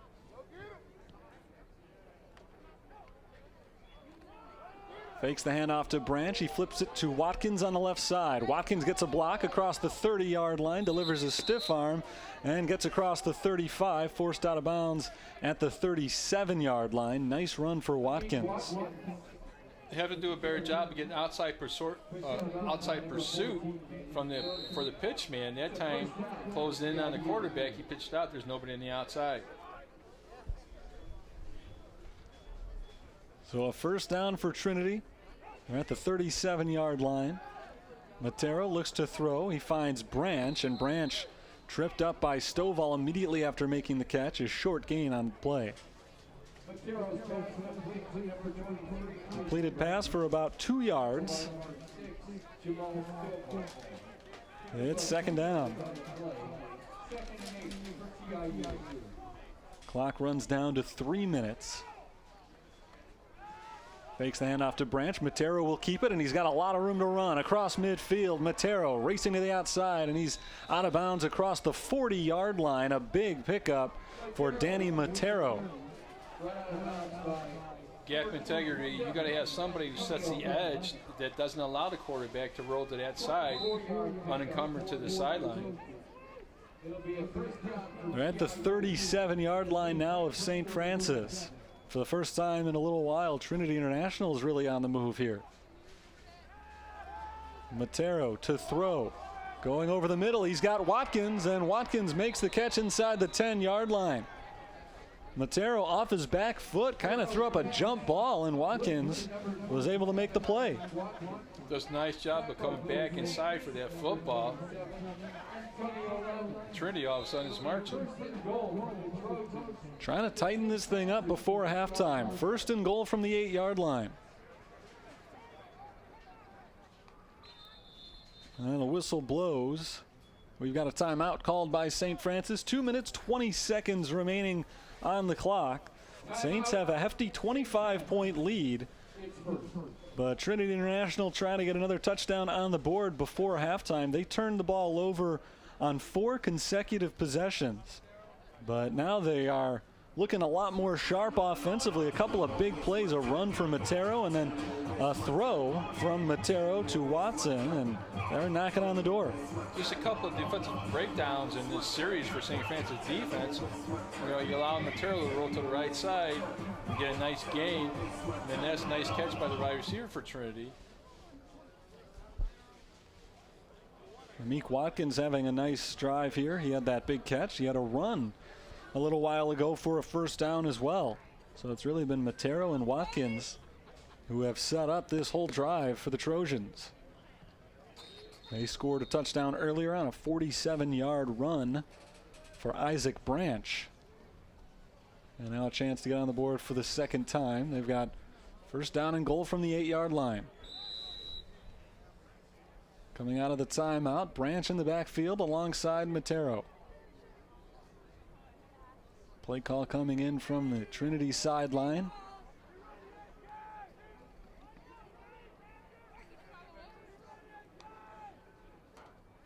There's the snap. It's going to be a quarterback keeper. Now a flip out to Branch on the left side, and he's tripped up by Stovall. No gain on the play. They ran the option to the left. Branch kept it Matero kept it deep into the play, flipped off to Branch, and there was just no room for either of them. And Branch has got a big pad, you see on his left elbow. Looks like they just put that on there, so I don't know if he fell on that or not. Branch heads to the sideline right now. Jabal White is back in. The running back standing to the right of Matero. He gets the carry up the middle. He's hit but breaks free inside the 5, and he'll scramble into the end zone. Touchdown for Trinity. An 8-yard touchdown run for Jabal White. He was hit right along the line, but was able to shake off the contact and stay on his feet all the way into the end zone. Nice run for the 5'4" freshman. A nice run, but in all honesty, that's just sloppy tackling. You had 2 guys right there, 3 guys right there, 3 missed tackles, where if you just wrap them up, you keep them out of the end zone. Roger Thigpen and Luke Mander were the men to hit him, but couldn't bring him down. The extra point is good. And our score now 31-13. Jabal White, 5'4", 150 pounds. And you feel like you've got this game in control for St. Francis, but that's just going to irritate me if I'm a coach at halftime, because you had this game, and now you let them come down here at the end of the first half and just get chunks on you and sloppy tackling. So I'm guaranteeing that's going to be addressed at halftime. Saints still have the big lead at 31-13, but keep in mind they started each of their last 2 possessions in Trinity territory. Both ended in punts. And now an 80-yard touchdown drive on 7 plays for Trinity International has gotten them back into it, at least at a point where they can go into halftime feeling like they've got a shot, unless St. Francis can put together a drive here in the final minute 40. St. Francis has 2 timeouts left here, minute 41. St. Francis will get the ball back to start the second half.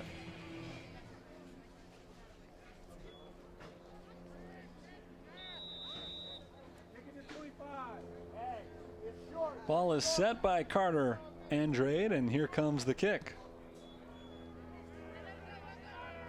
Fielded at the 15-yard line by Williams. Jamal Williams coming up the sideline. He's got some room across the 35-yard line. Williams hit, breaks loose across the 40, and brought down at the 41-yard line. Nice return by Jamal Williams.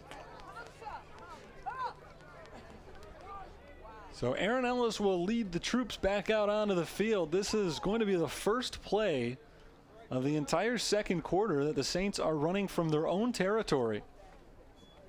And really not by a lot. They're at the 40-yard line. Good return by Williams there, taking up the sideline, get what you can get.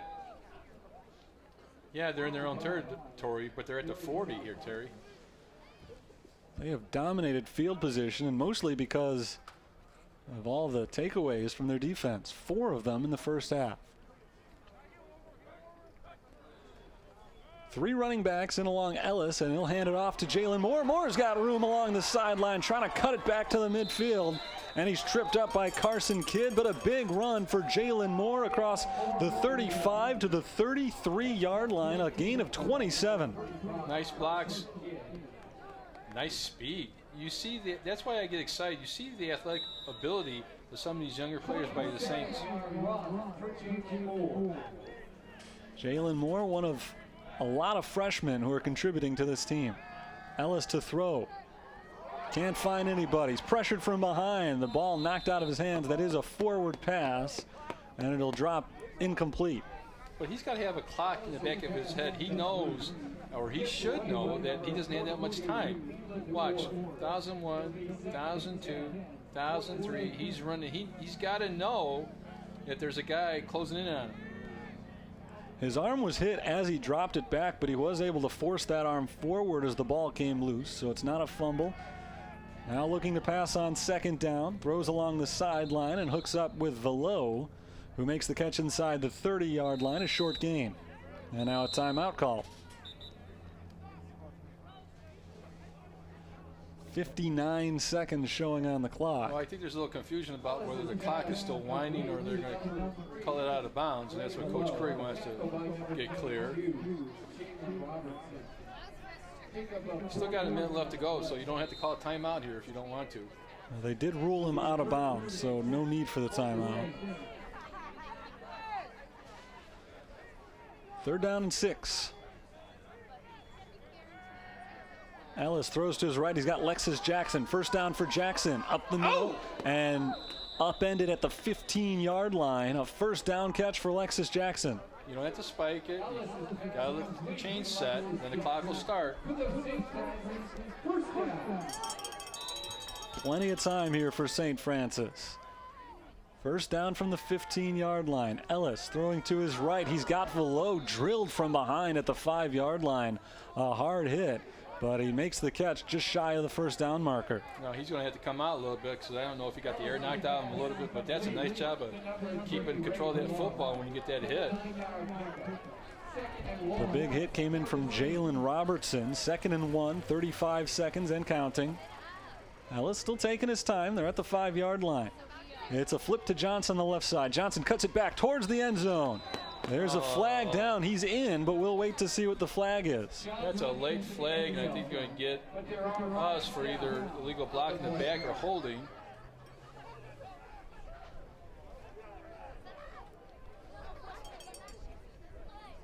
Big penalty right here. It's a touchdown if it's against Trinity, but it doesn't look like it is.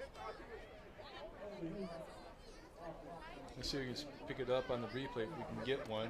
Trinity guy down by the goal line.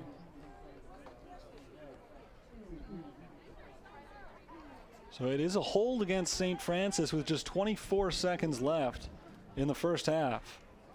And let's see if we can catch it here at the end.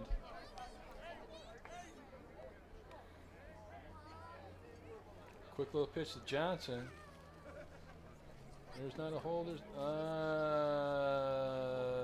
Yeah, the referee just couldn't get his flag out of his pocket. But there's a guy, that's one of my biggest pet peeves, a guy who's 20 yards away from the play is throwing the flag. Still second down. Ellis throwing to the end zone, and it's knocked away. Incomplete. That ball batted down by Darius Outland, who wanted an interception on the play, couldn't pull it in. It's third down for the Saints. They're back at the 13-yard line. He was hoping that he'd be a jump ball situation. His receiver try to go up there and get it as high as point. They're in field goal range here, moderately. Would be about a 31-yard kick from where they're at. Ellis pressured, throws it to Lexus Stay Jackson. inside. Jackson cuts to the middle of the field. Now looking to break free to the left corner. Jackson nearing the goal line, and it looks like he is just short. Take a timeout, take a timeout. With 6.8 seconds left, they'll stop the clock on a timeout. So they may have time for one play to try to get into the end zone before they have to kick a field goal. They're at the 2-yard line. You got time for two here, Terry, but that was that middle screen again they tried to run in the first quarter. Watch him. If he stays inside, look, invite the defense in. Now, just stay inside. Stay inside, cut right there, because there's the other offensive lineman coming to make the block. So Jackson brought down at the 2-yard line. They still have a timeout. So if they want to, they could run the ball right here, and then even if they didn't get in, they could call a timeout, either go for another play in the end zone or just kick the field goal. But you got to be aware that if you run a running play inside the tackle box, inside the two tackles, it could take a while for the referee to call that play dead and spot that ball. So it'll be an interesting decision right here for the Fighting Saints, who lead 31-13. They have forced 4 turnovers in the first half, but if they're able to score here, it would be entirely offensive work. They started this drive in their own territory for the first time since the first quarter. They started at their own 40. They've gone 58 yards so far in a minute 35, and they've got just under 7 seconds left to try to score now from the 2-yard line. And now I think they're going to put 8 seconds on the clock. The clock says 0.8. It was at 6.8, and I think the referee has told the clock operator to put 8 seconds on the clock. So that gives them a little bit more flexibility. They'll probably have 2 chances here, either to get in the end zone or 1 shot at the end zone and a field goal. Give up the middle to Jordan Smith and hit immediately by Portillo at the 5-yard line. Timeout at 3.6 seconds. So they're not able to get anything on the first attempt. And now you try to score from the 5, or you just bring on the field goal team? If it's me, I'm bringing in the field goal team. I'm taking the sure points here. Stood up at the 5-yard line. Mauricio Portillo has really had a nice game, a senior linebacker from Washington. And this will be about a 23-yard field goal kick if that is what they decide to do. It looks like they're going to leave the offense on the field, though. 3.6 seconds, so they'll have a chance for 1 play to try to get in the end zone here before halftime. This would be a huge stop for Trinity International if they can get it. 2 receivers to the right side. Ruffin is wide to the left. The running back is Jordan Smith. Aaron Ellis in the shotgun, takes the snap, looks to the left side for Ruffin. Throw to the back shoulder, and he can't pull it in. Incomplete. And that's how the first half will end. Darius Outland, good coverage right there. And the Saints had a couple of chances from inside the 5-yard line, unable to get the final score before the half, but they will head into halftime with a 31-13 lead. A solid first half of action for the Fighting Saints, and primarily started on the defensive end as they finished that first half with 4 takeaways and scored on 3 of those 4 drives. Very well executed first half by St. Francis. That's why I think, Terry, you take the sure points, the field goal, because now you ran that one play trying to get the touchdown. You lead by 18, but take those sure points. Trinity International outplayed for the majority of the first half. They were able to get the final score, a touchdown in the final 2 minutes before halftime, and so they'll head into halftime with a little bit of momentum, but St. Francis is going to get the ball first when we come back out for the second half. I'm not sure if we're going to be able to get an interview with a St. Francis player before we go into halftime here. So I think we are going to take a halftime break, and we'll be back with second half action in a little bit. 31-13, St. Francis over Trinity International in the season finale. Stick around, the second half coming up on the USF Sports Network.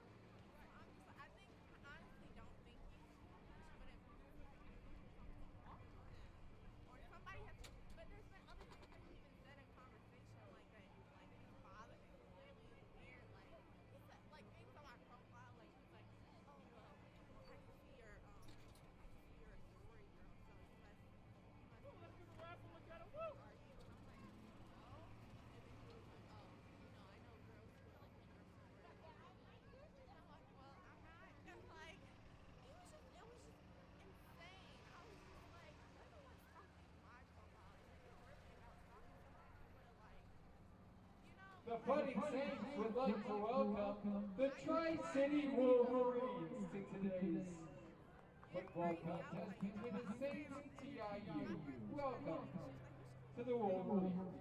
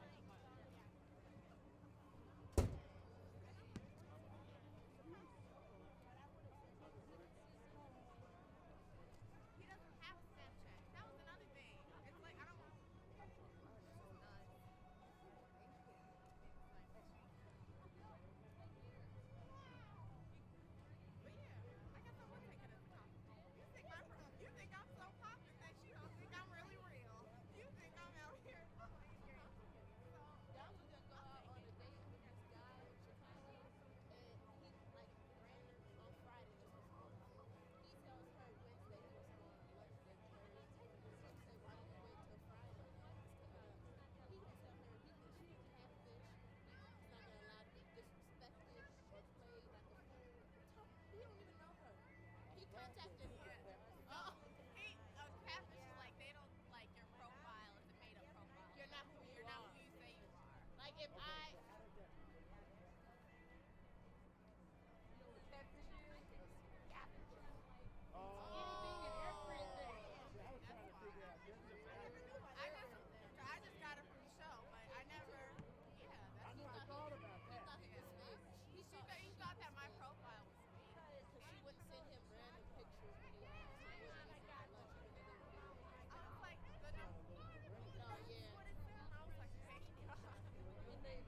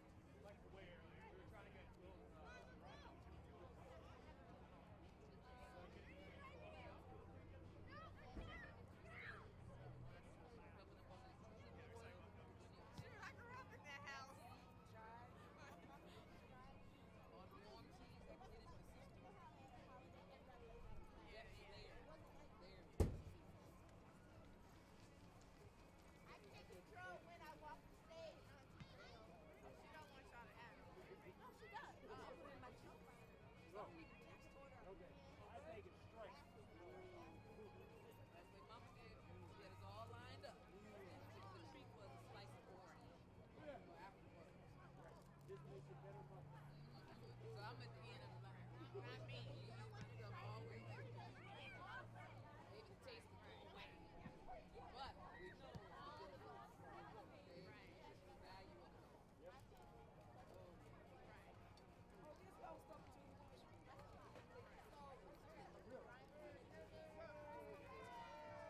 How you doing, Mr. Durden? Good, how are you? Oh, not bad.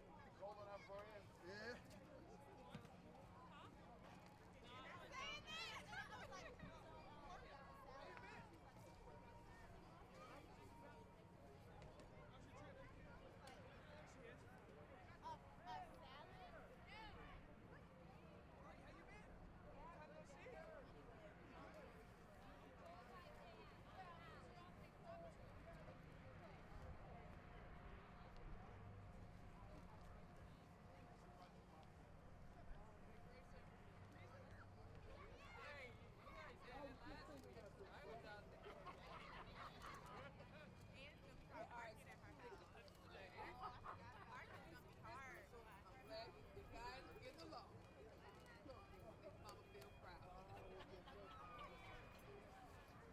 One more half to go, fellas. One more half to go.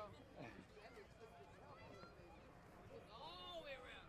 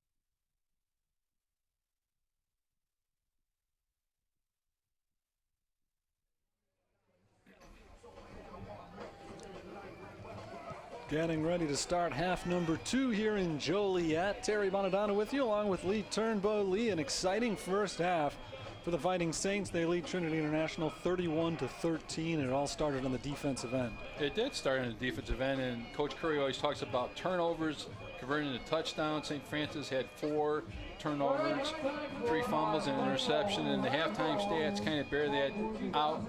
Time possession, St. Francis held the ball for 18 minutes and 17 seconds, and they converted, here's a big one for me, they converted 6 out of 12 third downs, 2 out of 2 fourth downs. They ran 50 plays offensively in the first half for 248 yards. So they did a nice job of controlling the ball. Rushing, Barbarin, 10 carries for 29 yards. Jalen Moore, 1 carry for 27. Michael Johnson, 3 carries for 15. Jordan Smith, 5 carries for 13. Excuse me. Passing-wise, Aaron Ellis, 13 out of 25 for 156 yards and 2 touchdowns. Receiving-wise for the St. Francis Saints, Alexis Jackson, 5 catches for 86 yards and 2 touchdowns. Kind of highlights that. Luke Nelson, when he did have a chance to punt, of course, he was ranked in the top 5 nationally in punting average. He punted 3 times for 46.3-yard average, had a 74-yard punt, excuse me, again in the first quarter. So St. Francis really did a nice job controlling the tempo of this game. But the one thing I'm going to talk about at halftime is giving up that late touchdown to Trinity National. Yeah, they're up by 18, but you really could have put a stranglehold on this game by not allowing that to happen and never be satisfied. Yes, you were cruising a little bit. Yes, you get the ball to start the second half, but you got to get out and eliminate that and have concentration lapses. You can't afford to do that.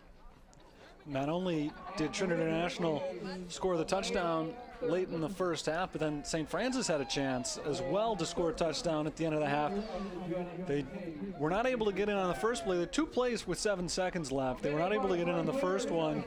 Second play, they decided to go for it instead of kicking the field goal. It didn't work out. So they ended up taking the 31-13 lead into the half. I don't think anybody was going to complain about that, but it could have been even a little bit better for St. Francis. You coached the game. I understand what the concept was, trying to get that touchdown, but you had 3.6 seconds left to go on the clock, and you ran that play into the end zone.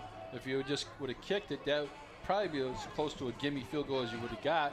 It would have made you score 34-13. But you can't say too much because the first half really did go St. Francis' way. Very interestingly, the Saints were actually outgained by Trinity International 260-248 in the first half. And yet they've got an 18-point lead, and that just goes back to what we were talking about, I think, with the turnovers. It's not that the Saints haven't been able to move the ball. It's that they haven't had to move the ball all that far because they keep getting it at the 30, 40-yard line. Well, the defense has put them in, great position because they started every drive except the last one in plus territory inside Trinity International zone. So, I mean, that's really where it's all at. Saints are going to get the ball to start the second half when we're ready to go. Like we've said, Saints defense has gotten the job done, forcing the turnovers. The Saints offense, they haven't been spectacular. They've been good. They've done exactly what they need to do. The key thing with them is they haven't turned the ball over once. They've been nearly flawless in terms of just holding on to the ball, just doing what they've needed to do, even if they haven't made the spectacular plays. And I think you can go more to efficiency, rather than number-wise, because they've really done a nice job of, like you said, taking care of the ball. Number 2, of converting on their opportunities. They're 3 out of 4 in red zone chances and scoring points off of that. So that tells you that they are converting those opportunities. Jamal Williams, Lexus Jackson back to receive the kick. And we are underway in half number 2. It'll be Jarrell Williams coming up and making the catch at the 24-yard line. Williams creeping up the sideline. Now a burst of speed gets him close to midfield. Good return, Jarrell Williams. He's had a nice day today. Not only did he get engaged pregame, he's had a couple of nice kick returns and a fumble recovery earlier as well. Saints will start this drive, their first of the second half, at their own 47-yard line. Aaron Ellis brings his teammates out onto the field with running back Jordan Smith standing next to him. 2 receivers to the right side, 2 to the left.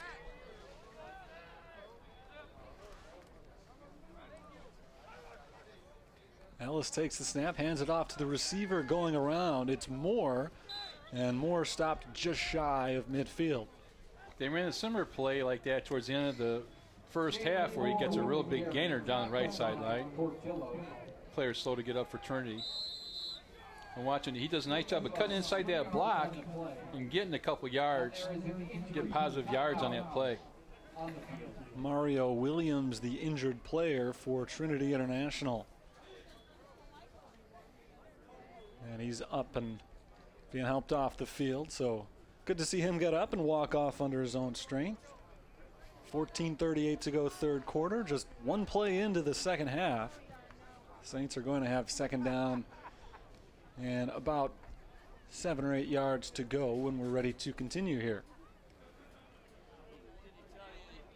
Saints got the majority of their offense through the air in the first half, but they never abandoned the running game. 10 carries for Perry Barberin, 5 for Jordan Smith, 3 for Michael Johnson, and Johnson had a touchdown in there as well. Here we go, second down. Ellis looks to throw to his right. He's got his man, it's Velo. Velo backpedals a little bit and loses a couple of yards, but he will be marked down at the 47-yard line. A pickup of about 4, and it's going to be 3rd and 4. You're taught as a receiver you don't want to go backwards, especially in a catch situation. When I'm beaten by catch situation, you made that catch, so just fall down and get the yards that you got. Now you actually lost your yards on that play. 3rd down, they need to get to the 43. It's a handoff going to the right side, and looks like a first down for Jalen Moore.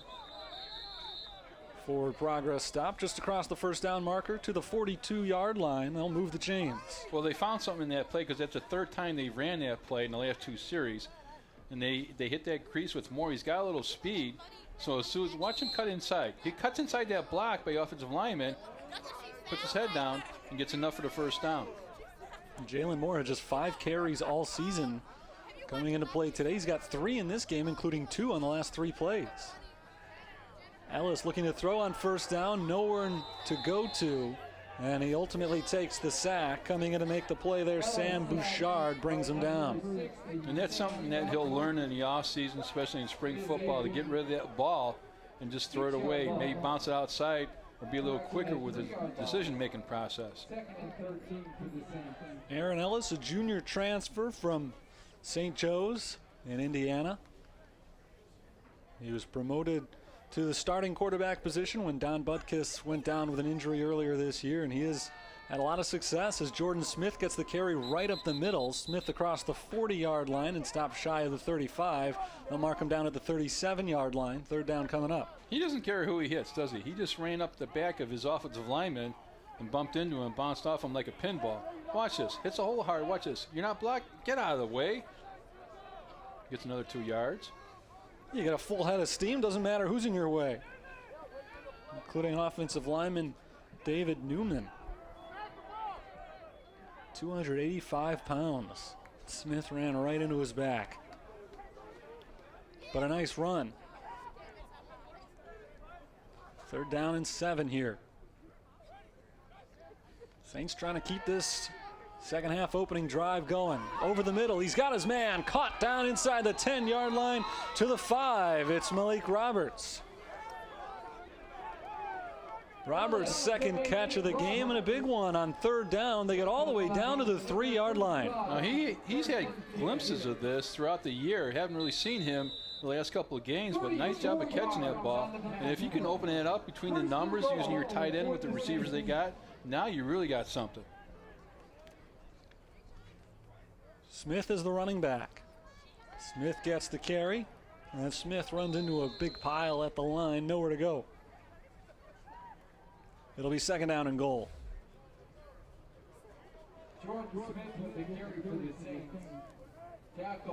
Smith net right behind the line there. Just not a lot of room for him to run on that play. Saints lead by 18, 31-13 our score. They've taken up 3.5 minutes so far on the third quarter opening drive.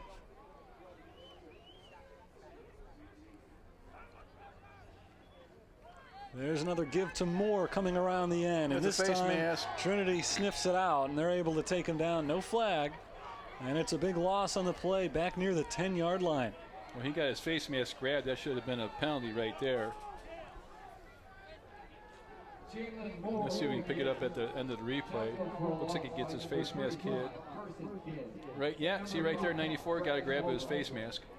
Troy Donovan got a piece of the mask, but the referees didn't see it. So it's going to be third down and goal from the 10. Ellis looking for the end zone, throws for Jackson. Contact, no call, and Jackson can't make the play.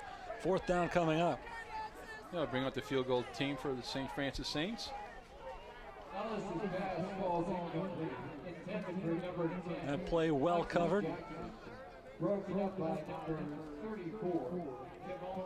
It was Kayvon Chappell who made the play. Trinity International cornerbacks coached by former Chicago Bear Pro Bowler Nathan Vasher. His first season on the Trinity International coaching staff. And doing a good job with them today.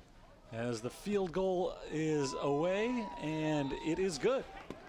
Second successful field goal today. And the lead now is 34-13.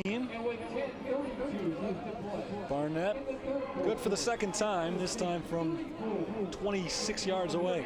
Nice job by St. Francis Saints coming out there and reestablishing domination and ball control the opening drive of the second half. But if you take a look at this, and let's just go from the fourth game of the season all the way through here, Terry. And the improvement that this program has made and these players have made, and that's all because of that man right there, Coach Curry, who's done an excellent job of keeping this team united, together, and playing that opening schedule, going against those ranked teams and playing that tough schedule and losing your starting quarterback. And Donnie Buck has to come back with Aaron Ellis, and he's taken over without losing anything. Just a real nice job. And I like the progression and the improvement that the individual players have made for the St. Francis Saints. Joe Curry in his 6th season as the head coach of the Fighting Saints and trying for his 35th career victory today. It would be number 5 of the season. It would improve the record to 5-5 this year. Saints in good shape, up by 21 with 10.5 minutes to play in the 3rd quarter, and the kickoff is away from Nelson. Received just inside the 20-yard line by Watkins. Amik Watkins across the 25 and nowhere to go beyond that. Stopped cold at about the 27. So the teams will reverse position with the Trinity offense coming out and the St. Francis defense for the first time in a while. Remember, the Saints ended the first half with the ball and they started the second half with the ball, so it's been quite a while since we've seen the Trinity offense out there led by Danny Matero. They did score a touchdown on their last possession. And Matero led that charge with a big run and then a big pass to Amik Watkins. He'll keep it here, rolling to the left, throwing over the middle. Nice throw to Walcott, who makes the catch. Walcott across midfield and forced out just shy of the 45-yard line. The stop made on that play by Antonio Lemon, but a big pass and catch to Walcott. We've seen this throughout the season with the St. Francis defenses. We got to shore up the middle of that defense, whether it's against the run game or the passing game. He fakes the handoff. Matero's going to keep it, and he's got a first down. Matero brought down across the 35-yard line. Back-to-back big plays. One for Walcott, now one for Danny Matero. Trinity's moving the ball well. They've already come close to hitting their season average. In fact, they're right around their season average in yards per game. They came in just a shade over 300 yards per contest, and they're right at the 300 mark today. Over the middle, the pass batted down and nearly picked off there by Kurjelik. Does a nice job getting in the drop zone, getting his hands up. Watch how quick he gets back here. He recognizes pass right away, and watch him get the hands up right there. Nice job. 2nd down and 10, and this will slow down the Trinity momentum a little bit after 2 big plays. An incomplete pass forces them to slow things down just a tad.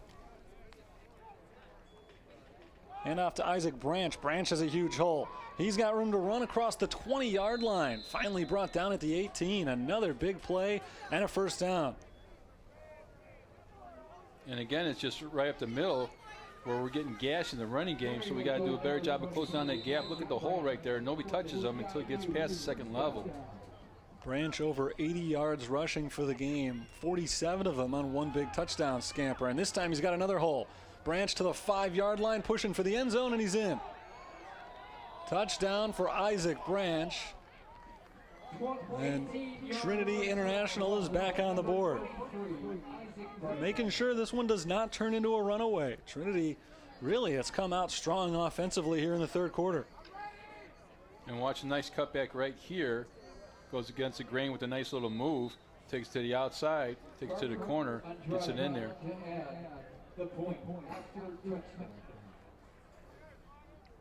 They'll try for the extra point here. And it's a botched snap. It's going to be a run into the end zone, a 2-point conversion. Bradley Mowbray, the holder. I'm not sure if that was designed fake or if it was just a bad snap, but either way, Mowbray made the most of it, scooping that ball up and sprinting straight for the end zone for the 2-pointer. Well, what this has done here, Terry, and watch this. Let's see how bad the snap is, or if this design play kicks it right there. Look, the snap's all right. Ball's all right. Yep, it was just a call play because everything in the snap was good and the hole was good. But what this has just done, Terry, is with 9:39 left to go in the 3rd quarter, just made a 2-possession game. So that's big. That's huge. This game is not over by any means. Saints led at 1 point, 31-6. That lead now has been cut to 34-21. They're about to get the ball back. Lee, we've been talking all day about the seniors on St. Francis today, all of them honored before the game. So let me throw a question your way. You'll know the trivia question today if you've been paying attention. Okay, go ahead, shoot. How many players were honored today as part of St. Francis's annual Senior Day celebration? Now, see, I knew that going in. I saw the question in the pregame. But having said that, if you would have asked me at the beginning of the season, I would never had the answer. I would have thought it was a little bit more than that. Well, we know it's a very young team, so maybe not as many as you would expect, but the correct answer, 13. 13 seniors. Go, fellas, let's go. Honored on Senior Day today, all of them before the game. Kick is away, and one of those seniors is Lexus Jackson. He receives the kick at the 14-yard line. Jackson coming up the sideline and brought down at the 20. St. Francis will begin their next possession. 9:34 to go, third quarter. St. Francis has run into a bit of a funk in this game as far as the score tightening up from 31-6 down to 34-21, and part of it, Lee, their offense. They had to punt back-to-back possessions. They finished the first half off, unable to get the ball in from the 5-yard line, and they got points on their first drive here in the second half, but they got inside the 5 and eventually had to settle for a field goal. So we'll see if the offense can get going again. Hand off to Barberin on first down. Barberin out across the 30-yard line. Possession started at the 31, and they're up to 34 now, a gain of 3 on first down. That's what we'll take 3 yards there, but again, too much penetration by the D-line of Trinity. Once that play is blown up, and Barberin does a nice job just getting the 3 yards that he got. Barberin, from what I've seen, very rarely gets taken down on the first contact. Clock down under 9 minutes to play in the third. Ellis back to throw. Ellis going deep for Lexus Jackson behind the defense. He's got him. Jackson catches the ball at the 30. He is able to avoid stepping on the out-of-bounds line and breaks the tackle. Now back to midfield at the 20-yard line. Jackson finally brought to the turf after a big gain. And again, we see the St. Francis wide receivers able to get behind the secondary of every defense that we played this year. And watch where he puts his ball, and watch how far behind that he is. He's 3 yards behind that cornerback. A couple of nice moves. Put that ball away. First down from the 20. Hand off to Jordan Smith on first down, and Smith gets a couple straight up the middle. Huge play on the pass to Lexus Jackson. If nothing else, it slows down that Trinity momentum that they were starting to take. And if anything, even if you don't convert here, it flips field position again. Second down from the 19-yard line, officially just a gain of 1 for Jordan Smith. And there's an injured Saint on the field. One of their linemen is down. That's Josh McCaskill. Down on his knees. He's able to help himself up, but limping off the field now as he asks for some help from the trainers on his way off the field. Looks like his lower left leg he's hobbling on. So they'll have to replace him. James Bell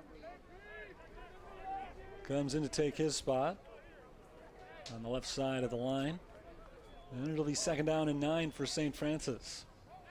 Jordan Smith in as the running back.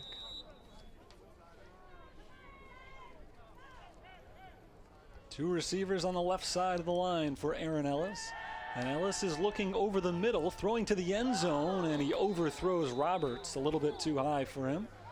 Third down coming up. Nice design play, though. That was a seam route down the middle by the tight end. A little bit lower, that's a touchdown, but a good concept on that play because you're going to do what? Hit the seam between the linebackers and the cornerbacks. Right down the middle. Just a little too high. From here it would be about a 46-yard field goal. That would be asking a lot of Grayson Barnett, so they want to gain a few extra yards, 36-yard field goal rather, than the 46-yarder. Still a long kick for Barnett, but they need 9 for the first down. And a flag is thrown before the snap here. They may be backing up another 5 yards. Yeah, that's going to be illegal procedure against the Saints. only the second penalty, I believe, against St. Francis. Yeah, they only had one in the first half. St. Francis comes into the ball game one of the least penalized teams in the nation. It's been a clean game. There have only been 4 total penalties in this game. 2 on each side now. 7:50 to play, third quarter.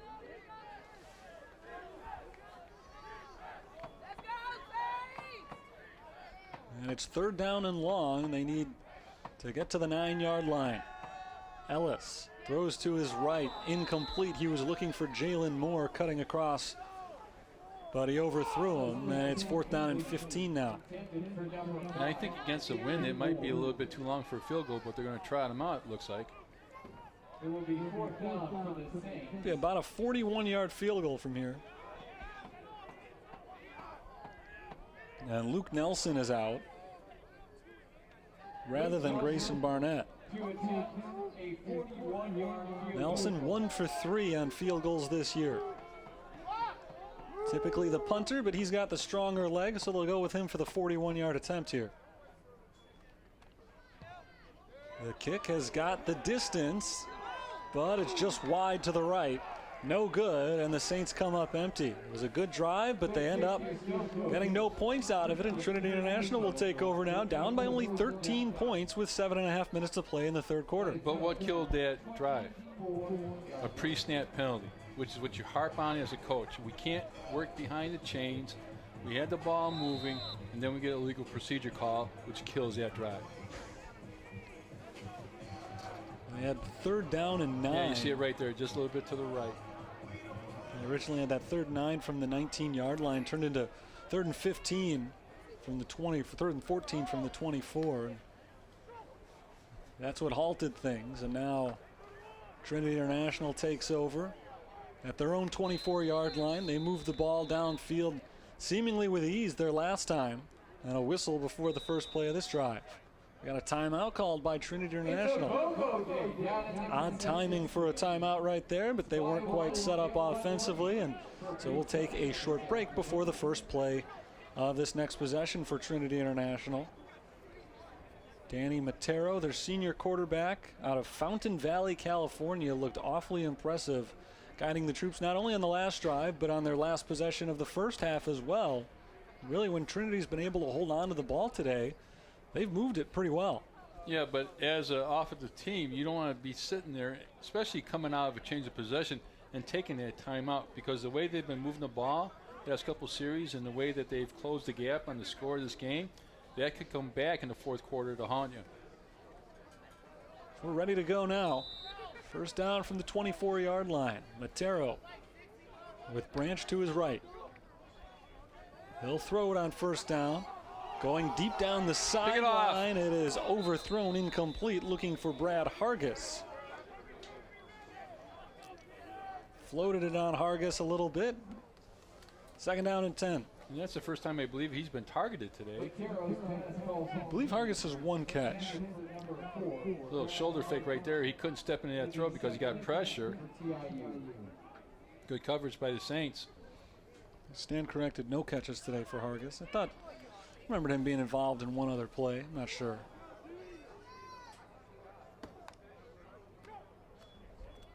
He'll throw on second down. This time a screen to Watkins, and Watkins makes the man miss. He's got a first down, cutting it back to the middle, and now it's a foot race to the end zone. Watkins at the 25-yard line, tracked down from behind at the 10 and dragged down just shy of the 5-yard line by Arthur King, but a huge pass play on the screen to Amik Watkins. And again, it's a missed tackle that lets him get that long gain. If we make that tackle at the point of play, watch. Little quick dump right here. Come down, break down, miss that tackle. It's Katie by the door.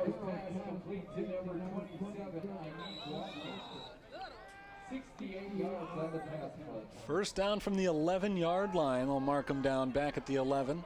Matero rolls to his right, throws it up back in the end zone, incomplete. Watkins the closest one to that ball, but I think Matero was just trying to get rid of it. Good job of coverage by St. Francis secondary. That's a long time to cover, especially with the quarterback scrambling around there. A lot of times you see a guy at the last minute break open in the back of the end zone. But watch the coverage by the Saints secondary. Looks to the left, nothing open. Look at the people on the top of the screen there. looking. Usually at this time, somebody breaks open, tries to hit him in the corner. Good coverage. 2nd down and 10 from the 11-yard line. Matero, options to the left side. He's going to keep it, and now the ball is stripped, and he's saying that he threw the ball. The officials agree. It is an incomplete pass. He's trying to shovel it forward, and it's going to be 3rd and 10. And that wasn't designed play for him to shovel that ball forward. We'll see at the end. Speed option to the left side. He tried to stop, cut it. Now he's going to shovel it to his running back.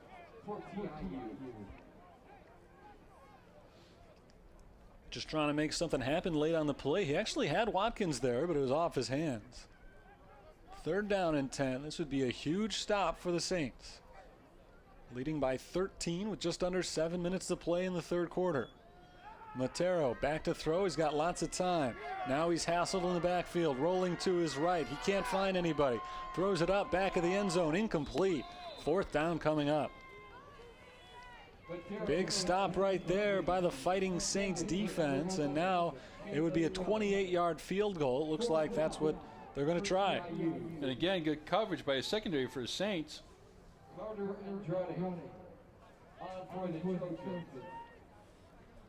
Matero looking, he's looking. Now he's looking to the top. Watch, he'll go to the top of the screen. There's nobody there waiting for the guys to break open. Good clamp down coverage by the Saints. Tries again to throw to the back corner of the end zone. They'll move it up a little, 25-yard field goal. It is good. Also a flag down. Looks like it might have been offsides against St. Francis.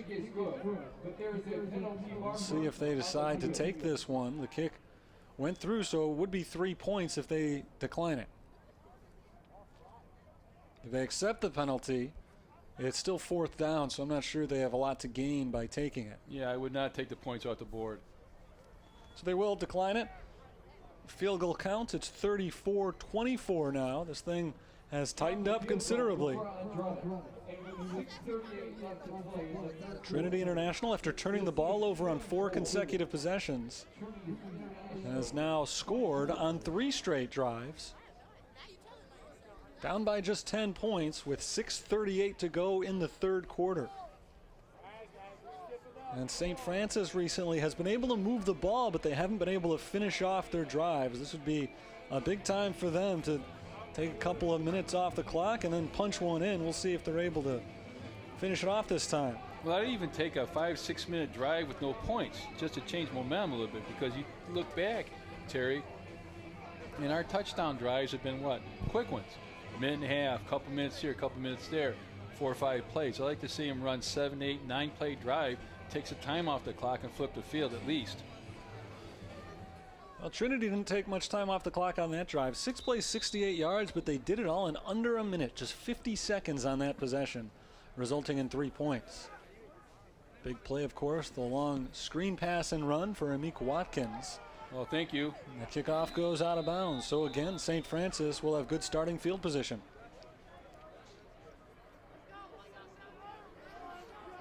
Saints have started in Trinity territory as often as they've started in their own throughout today's game, and even when they have had chances to return kicks, or in this case, the kick going out of bounds, they've ended up with pretty good starting field position. You're going to make them kick it again. So they'll back them up and they'll try it once more, and I guess no reason not to. The Saints have had some big returns today. The kick will back up to the 30-yard line.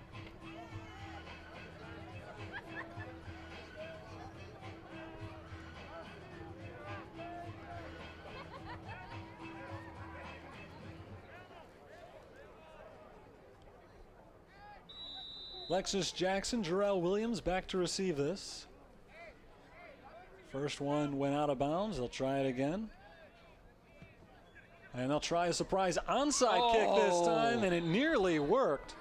Off his hands and out of bounds. That one off the hands of Marcus Swint. That was so well designed, I can't begin to tell you. Overload, you set the ball up on the left hash. You do a little pooch line drive to the right side because all game long you've been doing what, Terry? You've been kicking the ball down the numbers on the left side. Watch this. And he actually gets his hands on it. Watch this. Right there. Oh. Right through his fingers. That was a very well-designed special teams play. They did everything they wanted to on that play, totally catching St. Francis off guard, except for the final part. Marcus Swint unable to catch the ball, and now Perry Barberin gets the carry on first down from the 44-yard line, and he is dragged backwards. Ruled down before breaking free there. It's a loss of a couple, and it's going to be second down and long. You had you're getting the feeling right now, Terry, that the momentum has definitely shifted to Trinity's side, don't you? The way that this last 9 minutes of this ball game have been played. Yeah, maybe even going a little bit further than that late in the second quarter. St. Francis struggling a little bit on offense here in the second half. Second down and 12. Ellis back to throw. Deep over the middle, and it's off the fingertips and incomplete of Malik Roberts. Roberts may have short-armed that one a little bit with the defenders bearing down on him, and he's not able to haul it in. Took a big hit after the play. There are a lot of defenders back there for Trinity. There are 4 or 5 guys around that play. Again, a little seam route to the tight end. Look how many defenders are around there. And he did take a shot after dropping the ball. Third down and 12 now from the 46-yard line. They need to get to the 34. Ellis looking to throw once again. He's pressured, rolls out to the right side, dumps it off to his running back Jordan Smith, and Smith is shoved down from behind at the 39-yard line. Stop made by Jalen Robertson. It'll set up fourth down. From the 39-yard line, they need to get 5 yards, and it looks like they're going to keep the offense on the field. And now at the last moment, they will pull them back and send Luke Nelson back out there. See if they can pin him inside the 10-yard line. Nelson's done a pretty good job of that so far today.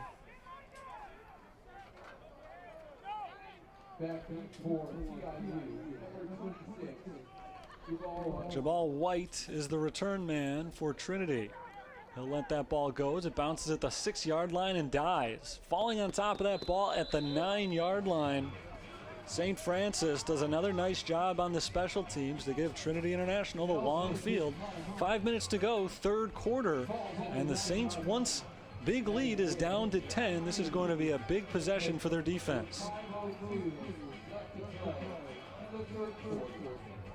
They forced 4 first-half turnovers, and that's what led to the big lead, but lately the Trojans have been able to protect the ball a little bit better, and they have had no problem moving down the field. And where have they done most of their damage, Terry? In between the tackles.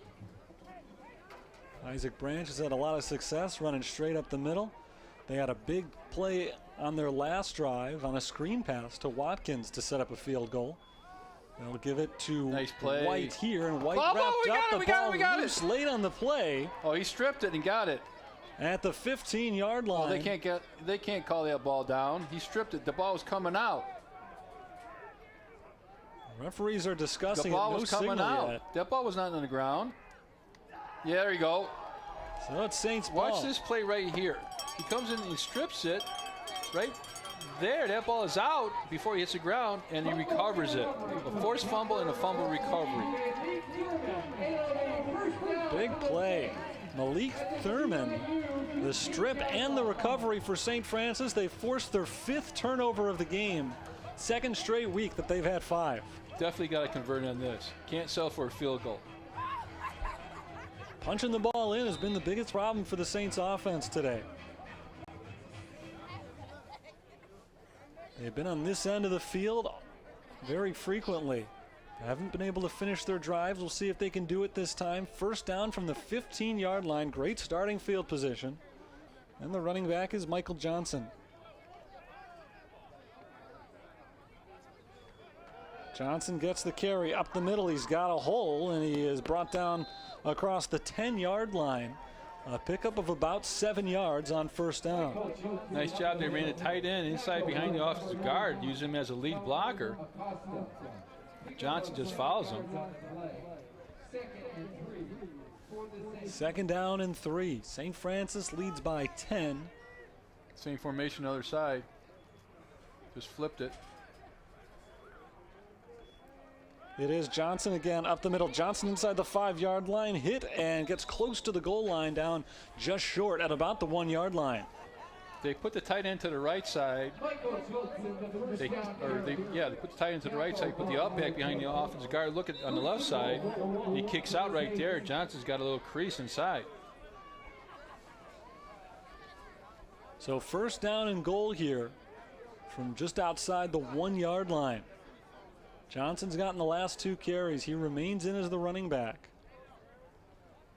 Already 1 touchdown run today for the sophomore Michael Johnson.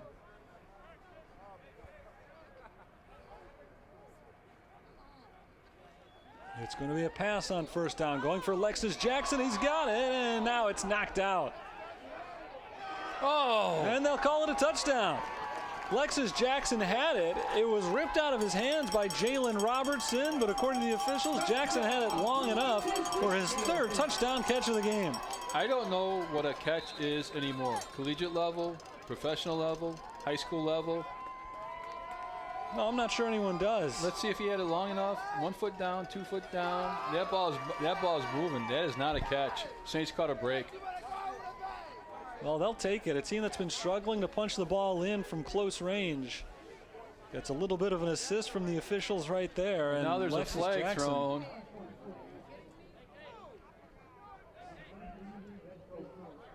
It's unsportsmanlike conduct against Trinity International and their coach Kirk Werrett. Arguing that call. It's Lexus Jackson's 3rd touchdown catch of the game.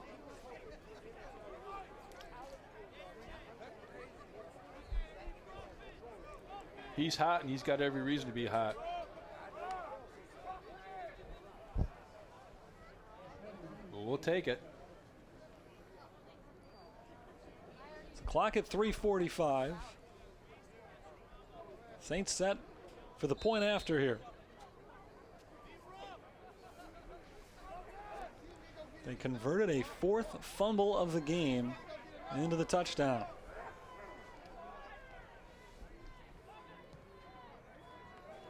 And they tack on the extra point. 41-24. What a huge turnaround in just the last couple of minutes. Trinity International had the momentum. They had the ball, and they were down by just 10 points. And a fumble, and 3 plays later, the Saints are in for another touchdown. The lead back to 17. Turnovers, turnovers, turnovers. Jackson now has 9 touchdowns on the season, 3 of them in today's game alone. He's up to 22, continuing to add to his career school record. And let's see, watch again. I don't think he ever had possession of this football. Goes up, high points it. The ball is moving, ball's moving, ball's moving.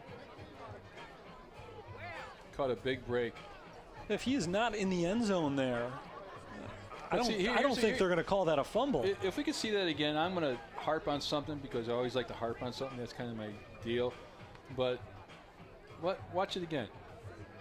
Okay, ball's in the air, comes down. Look at the guy. Look at the official 2 feet away from him. Look at the official right there with the L in his back. He doesn't make the call. It's the back judge in the corner of the end zone who made that call. So a break for the Saints gives them the touchdown, and now they'll kick off from the 50-yard line because of the unsportsmanlike penalty. And Nelson is easily able to boot that one into the end zone for a touchback. 17-point lead for the Saints. Now they were still at the 1-yard line. It would have been second down if that catch hadn't been made, so it's reasonable to think they may have scored anyway, but you can't necessarily make that assumption. And that's a huge play in the game for Trinity International, who had gotten themselves back into it and now have a big hill to climb again. They did, Terry, but my bone of contention is there's an official 2 feet away from that play, and he didn't make the call. The guy in the back of the end zone, who was shielded by the wide receiver and defender, made that call. He made it decisively, too. Didn't look for any help. First down for Trinity from the 25. Matero rolls to his right. He's pressured in the backfield. Now he's able to get rid of it as he gets hit, and that ball is overthrown, incomplete. Good pressure there from Mason DeLong, forcing him to get rid of that ball. He's had himself a nice day. 2-point conversion. Puts a little pressure on the quarterback.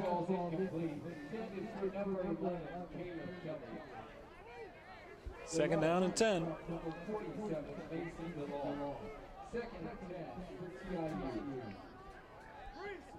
Trinity's been able to move the ball well in the passing game today. It's a handoff, this time straight up the middle and nowhere for Branch to go. He's dragged back behind the line of scrimmage. No gain on the play. Nice push by Luke Mander. Collapsing that play. Watch him. Just collapses that play. It's a loss of 4 yards. Third down and long now for Trinity.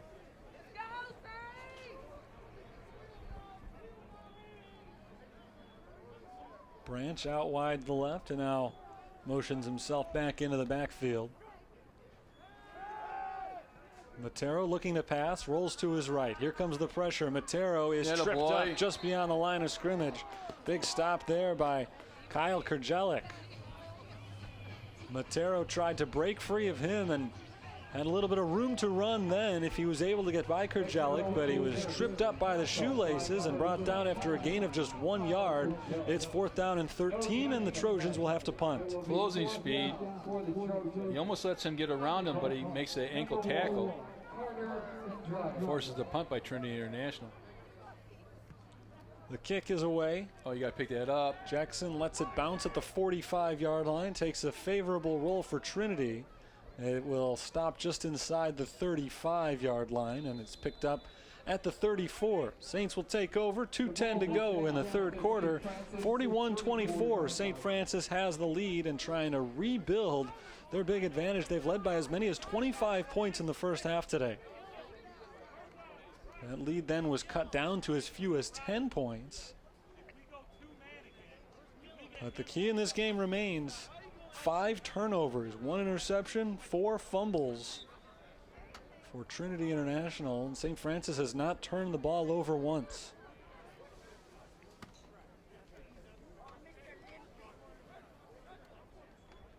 Here's a handoff on first down to Johnson. Johnson across the 40-yard line, a pickup of about 7 yards on the first play of the drive. But good, positive running play on first down gives you a second advantage ball, opens up your playbook. Second down and 3. Saints have really committed to the running game here in the second half. Right now it's Johnson on the field. Johnson gets it again. He's got the first down across the 45-yard line and up close to the 50. Nice move right at the line to break free of Sam Bouchard, and no problem then picking up the first. The push by the offensive lineman, hat on hat. Letting Johnson just pick and choose where he wants to go with it. First down from midfield. Saints looking to eat some clock here and hoping they can end this drive with some points as well. Ellis back to pass. He is pressured and he's brought down. Portillo sacks him back behind the 45-yard line, a loss of about 6 yards on the play. Well, they were going to take a shot there going deep on that first down play. You've been run the ball, trying to get those linebackers on that second level to bite up a little bit.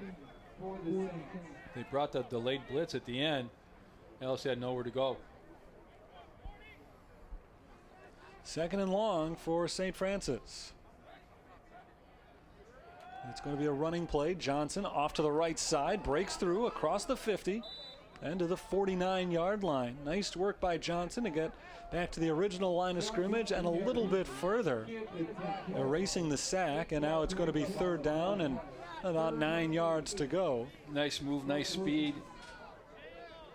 St. Francis just be content to let this clock run out the third quarter.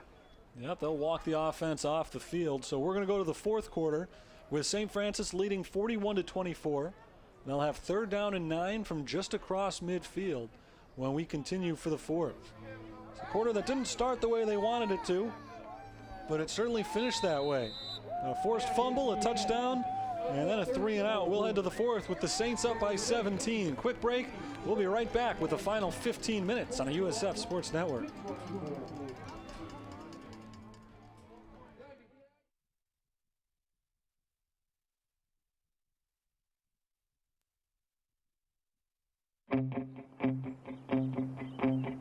There's a call to be answered. Time is still on your side. The pads still feel good.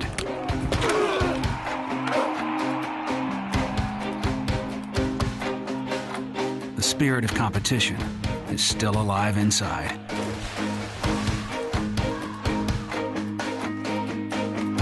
The desire still drives. A new team welcomes you and challenges you. 3rd down and 9. Ellis back to throw. Quick screen, and it's picked off. Picked off by Trinity International and rumbling forward across the 40-yard line. Intercepted there by Leland Oren off the deflection. There's a flag down, though. It's the first turnover of the game for St. Francis as it stands, but we'll wait to see what the penalty is. They tried to run that middle screen. Looks like they tried to run that middle screen into the boundary.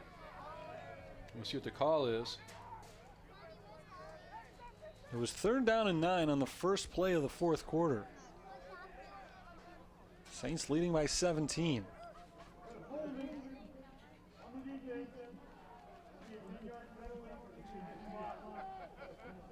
First down, St. Francis. What a huge penalty. The interception turns into defensive holding. Oh, right there before the play, that's why the ball was deflected, because he was being held.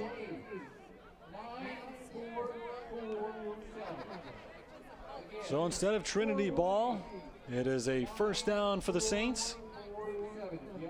Lexus Jackson was wrapped up before the ball came in. And the ball's moved up to the 39-yard line. 10-yard penalty, automatic first down, and a huge reversal of fortunes right there on that penalty flag. So the Saints drive continues as we move along in the fourth quarter. One play in. All right, the Trojans 39. Ball is given up the middle to Michael Johnson. Johnson across the 35-yard line. A good first down pickup. Now you figured that Trinity is going to start to sell out a little bit. What I mean by that is start blitzing, some run blitzes in here. As you see St. Francis offensive lineman down on the ground. But if they do that and you can pop past the first level of the running play, you have a chance to take it to the house. Let's see what happens right here.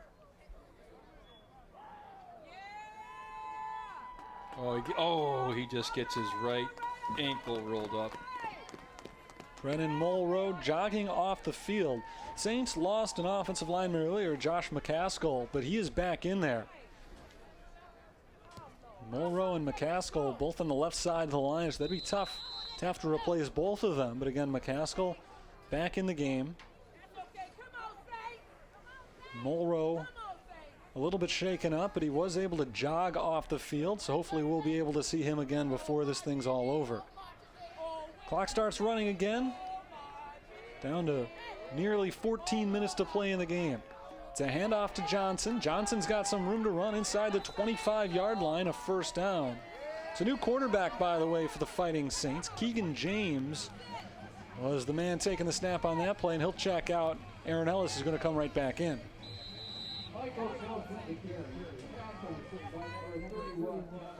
First down for Johnson, who's really been running the ball well here in the second half. And they'll stick with Johnson as the running back. He cuts it to the right side and is brought down just beyond the line of scrimmage. Short gain. Stay ahead of the chains. Keep the clock moving. That's all you want to do right now. Saints lead, which was once 25 points, was in jeopardy as it fell to only a 10-point lead at 34-24, but they seem to have reasserted themselves in this game, leading by 17 now and driving inside the 25-yard line. Ellis will give it to Johnson once more. Johnson with a burst of speed gets close to the 20-yard line straight up the middle. Another short gain is going to be about 3rd and 7. Johnson with the carry. Portillo with the tackle. 2-yard pickup. Tackle made by Mauricio Portillo, who continues to have a big game defensively for Trinity International. Johnson's either doing the discount double check or he wants the ball. That's what that signal is. Well, they've been giving him the ball. It's been working out pretty well lately. He's got one touchdown run, and he's had some big runs to keep this drive alive. Now it's 3rd down and 7. Ellis will pass. Going to his left and incomplete, underthrown, looking for Jalen Moore. It's going to be 4th down from the 21-yard line. Well, what's the decision here? They tried a 41-yard field goal earlier and missed it.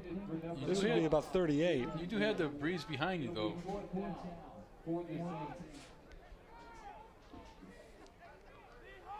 12:35 to go in the 4th quarter. It looks like they'll go for it. 2 receivers on either side of the line. Michael Johnson remains in as the running back. Aaron Ellis, the quarterback. From the shotgun, takes the snap, back to throw. Throws to his right. He's got his man, but it's short of the 1st down. The catch was made, but about 2 yards short of the 1st down marker, and it's a turnover on downs as Rajon Williams. Yeah, and he knows right there. He just banged his head. He knows he's got to get 1 yard past that 1st down marker and come back. That's not the quarterback's fault. He cut his route off a little too short. He does make the catch, but he's got to get 1 yard past the 1st down marker, then come back. First catch of the day for Williams, but it's not enough as Trinity International takes over at the 16-yard line. The option play on 1st down. It's flipped out to the left side, and Branch is forced out of bounds after a minimal game. That's tough to run that option play into the short side, into the boundary, especially when you're on the hash, because now you give your running back nowhere to go. You're going to be easily be forced out of bounds and use that sideline as a 12th defender.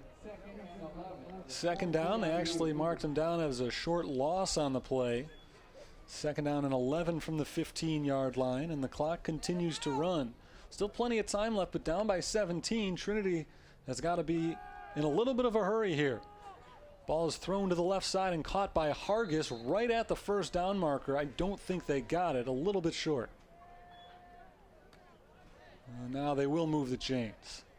So he got exactly what he needed for the 1st down. Matero to Hargis on that 11-yard completion. 1st down from the 26. And off of the middle, Branch bottled up. Short gain. Nick Gillian comes down from his DN spot and makes that play. Nice job keeping his outside arm free and coming in and taking him in with the inside shoulder. Watch this right there. Wrestles him down to the ground. So he keeps the clock running. Short gain, and now Matero will throw on 2nd down. Going to the left side, and it's picked off. Intercepted by Josh Woodard, and there he goes to the 15-yard line at the 10, cuts it back and scores. Josh Woodard scores the defensive touchdown, and that may be the final nail in the coffin.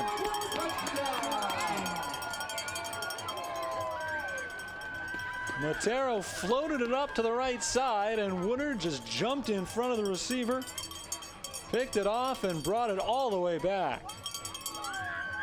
You see right now, overthrown, cuts inside the receiver. That's about a 43-yard interception return, pick 6. It's a 42-yard interception return. Grayson Barnett to try to double up the Trojans with the extra point.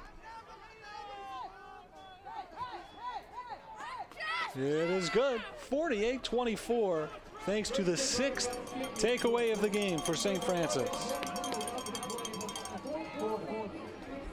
I will go this far, and I haven't got the research done, maybe Mr. Laqueta, because he doesn't have anything else to do.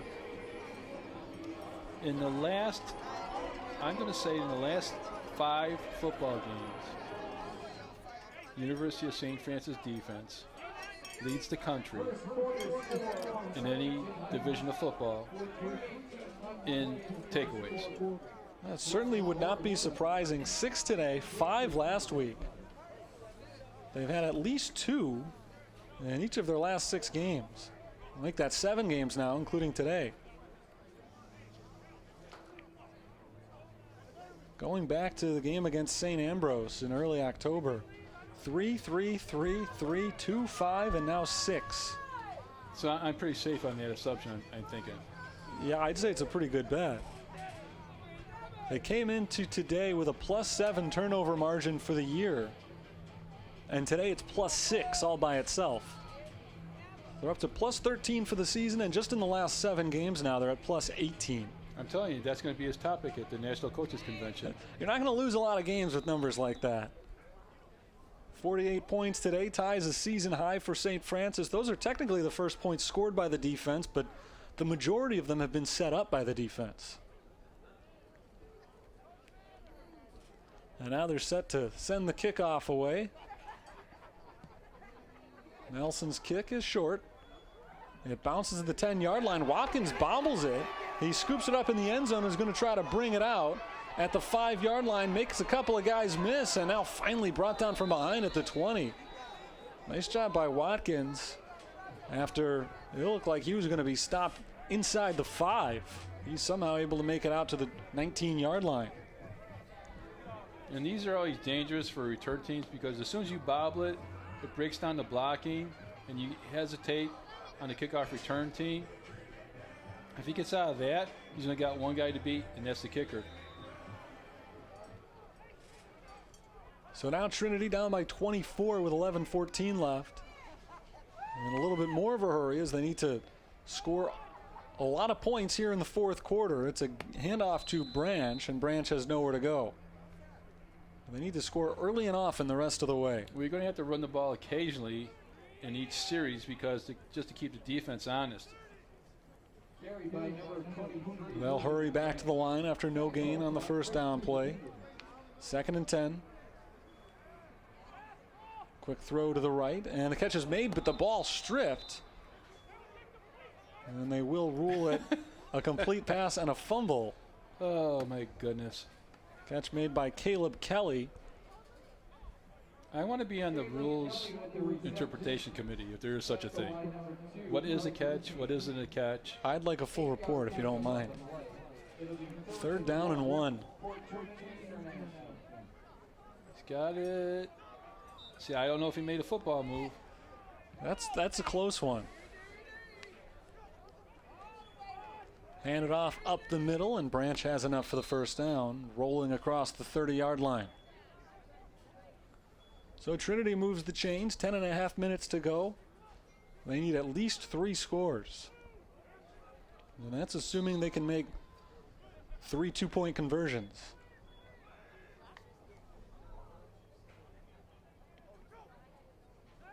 Here's Matero to throw. Pressured in the backfield and brought down. Sacked on the play, a big sack right there for Gilliam. And then jumping in late on the play as well, Josh Woodard.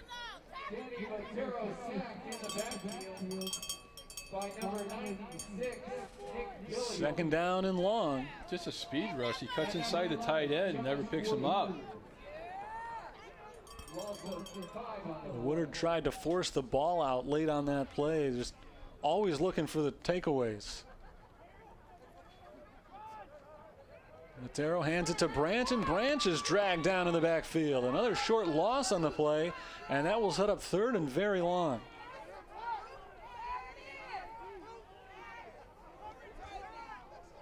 So Trinity's going in the wrong direction here as they look to make the improbable comeback. Gang tackle there, a yard behind the line of scrimmage. It is 3rd down and 16. 3-man rush. Matero throws to his right, and it is off the hands of Hargis. Good coverage by Arthur King. Incomplete, 4th down, and they'll send on the punting team. Yeah, a little too far, even a little too early to go for it.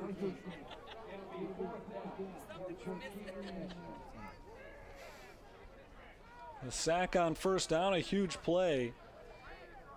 Take it out of Kirk Werrett's mind to even think about going for it here.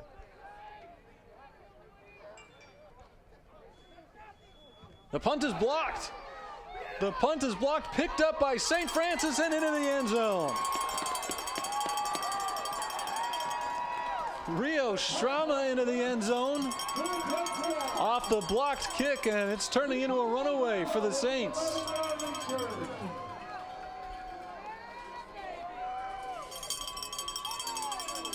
Get a little sloppy, special teams with turnovers. Nice job, another defensive touchdown by St. Francis. Let's see, comes right up the middle, stretches it out. Yep, outside guy on the right, got that. Scoop and score. I think it was Malik Thurman who got his hand on the ball. It's a new season high in points for St. Francis, 54. They'll look to make it 55 here. But it's been a defensive effort that has led to the high point total.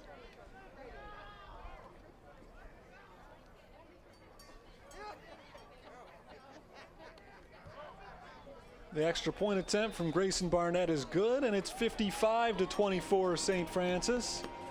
They have scored 21 unanswered points.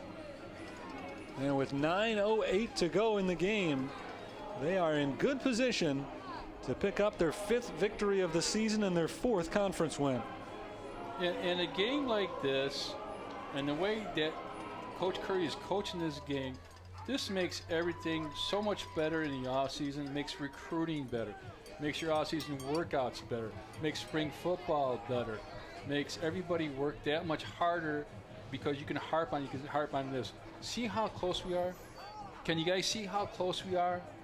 See how close we are to being a really good and dominant football team? They've won 3 of their last 4, and they're on the verge now of making it 4 of 5 to end the year. And we talked about it a lot today. A lot of good seniors getting their farewells today, but a lot of really talented underclassmen on this team. And they'll be bringing back a good group in 2018. Blocked punt touchdown follows the interception returned for a touchdown just a few minutes earlier. And Luke Nelson's got it set to kick away.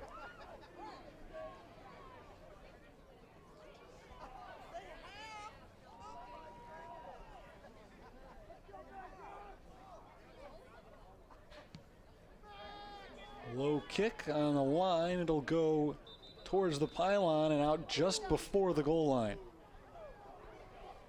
So the kick went out of bounds prior to reaching the end zone. It's an illegal procedure penalty as opposed to a touchback.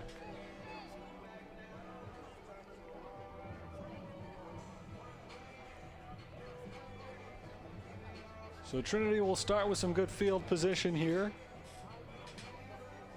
on their last drive. A sack dropped them back, forcing them to punt, and the punt was blocked, of course, returned for a touchdown. We'll see what they've got in store this time from the 35.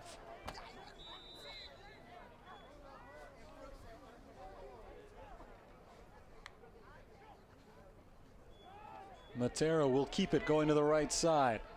He is able to break free of the tackle initially, forcing Antonio Jameson off of him, but he stumbles forward and is brought down at the 42-yard line. Nice work by Matero to stay on his feet initially, but he was only able to get a couple extra yards on it. Jameson's got to attack that outside shoulder a little bit more. But still a good job to get him on the ground. The clock runs under 9 minutes, and Trinity no longer in a huge hurry. They may have begun to accept their fate in this one. Back to throw. Matero pressured and sacked again. Woodard. Josh Woodard, who had the touchdown earlier on the interception, this time comes away with a sack. And the closing speed wasn't come from the outside, not getting picked up at all. sacked by St. Francis D.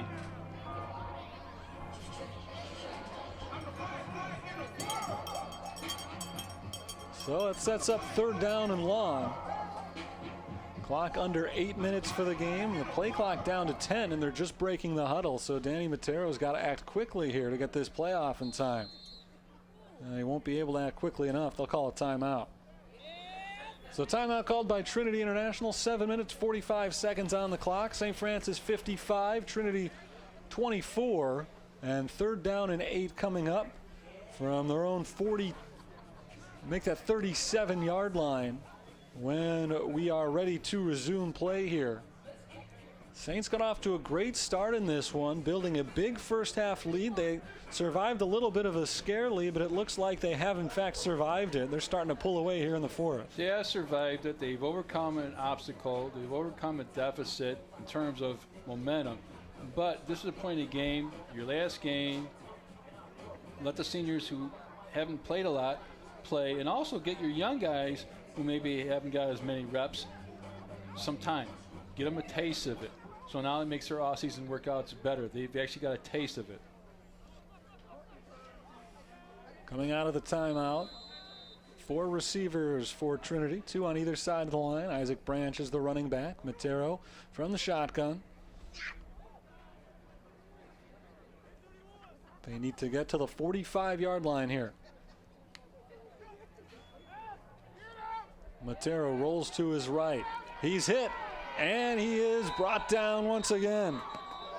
Jamison this time on the sack. Oh, now they're going to... And now a late penalty flag is thrown. Now see, here's again, the line judge, who's right next to the play, does not call that. Our guys were peeling off. The referee called it.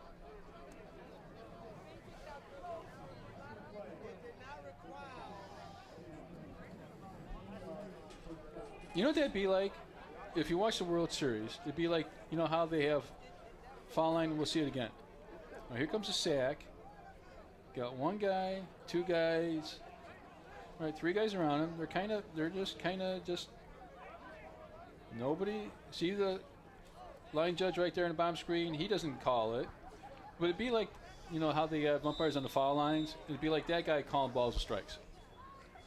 Well, it's hard to see exactly what happened on that play, unless it was something after the play. Because the whistle came in late as Matero keeps it going to the right side. Across midfield, he's got a 1st down and pushed out of bounds at the 40-yard line of St. Francis. So new life because of the penalty. Matero takes advantage with a big run there. We'll see it. This could be a makeup call. Looks like that one's coming back.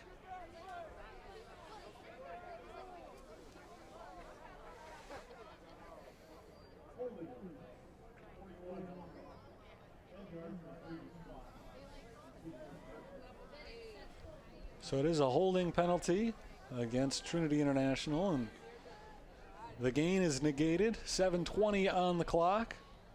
They'll back this one up. Place the ball at the 43-yard line, or the 33 rather. It started at the 43, so it's 1st and 20.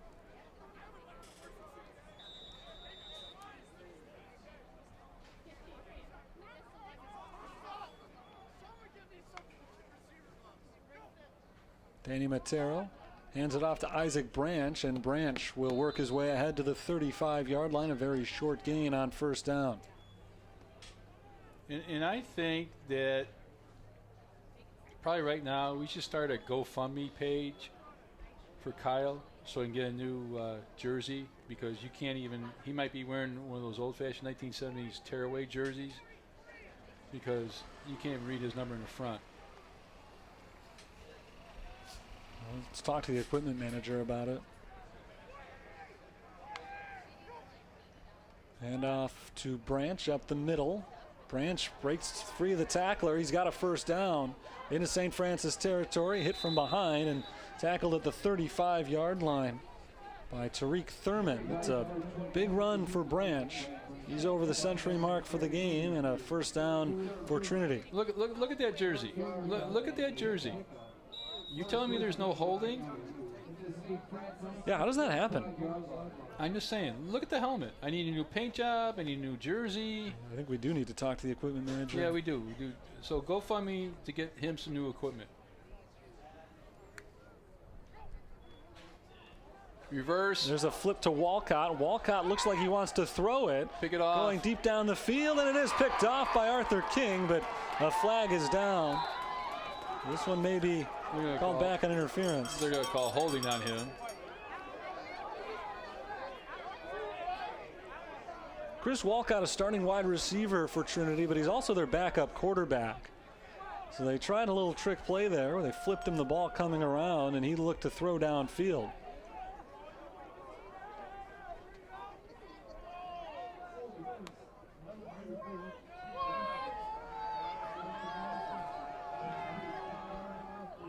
So it will not be the 7th takeaway of the game for the Fighting Saints. Instead, it's first down for Trinity from the 25.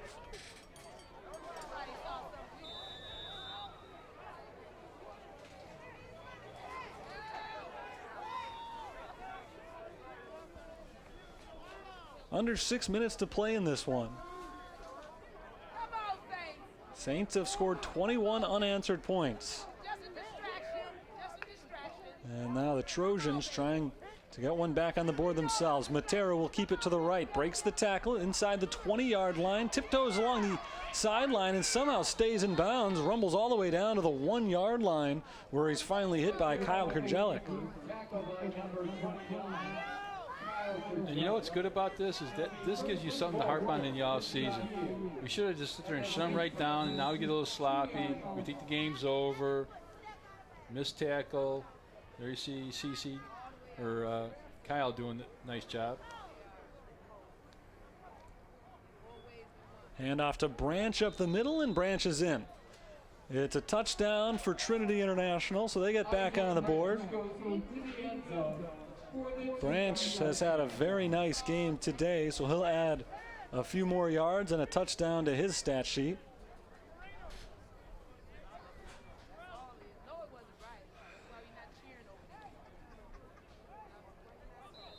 Now they're back to within 3 possessions here if they can make the extra point, but it looks like they'll go for 2.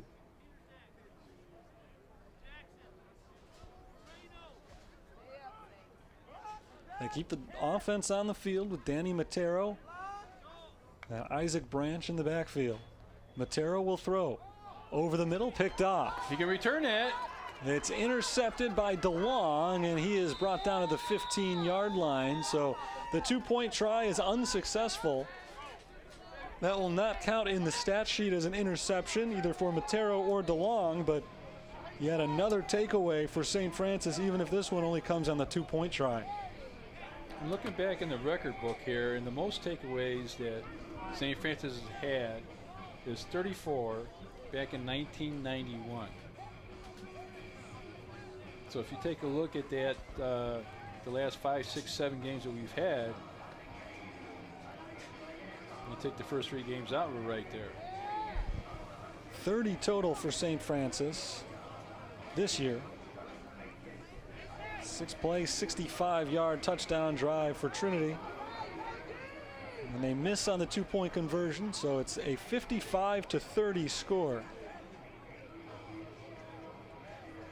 And the highest turnover margin for a season is plus 17, set in 2015.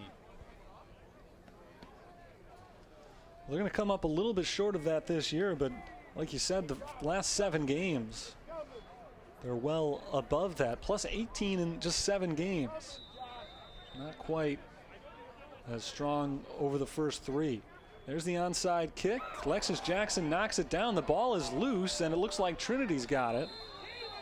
So the second onside kick they've tried today. The first one caught St. Francis off guard, but they were unable to recover it as the ball went through the return man's hands. So this time, Saints were prepared for it, but it works out for Trinity. They recover the onside kick. 5:31 to go in the 4th quarter, and they'll keep the ball down by 25 points. And those guys usually practice it on Thursdays. Talking about the kickers, to get that second bounce, that high bounce that bounces up. and you think it's going to bounce right to you. It bounces up, hits you in the shoulder pads or the helmet. Interestingly, Saints had an interception return for a touchdown. They had a punt block returned for a touchdown, and then a touchdown drive for Trinity, and now they recover an onside kick.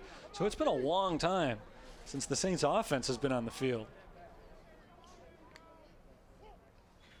Trojans will go with a new quarterback here as the first pass is thrown deep down the right sideline, incomplete for Hargis.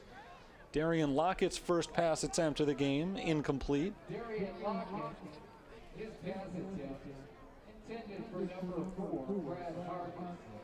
It'll be second down. Lockett in for Danny Matero, whose college career as a quarterback may be done. They'll try out the new freshman, Darian Lockett from Perspectives Academy in Chicago. Most defensive touchdowns in a season, 4 in 1992 and 1997. They run to Branch up the middle. Branch dragged down at midfield, a pickup of about 8 yards.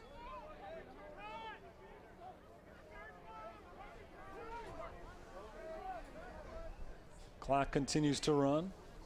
3rd down and 2. A lot of positives to take off in the last half of the season, though, Terry. You take a look at the big picture. It's the type of season that's just ending a little bit too early. They're peaking right at the end.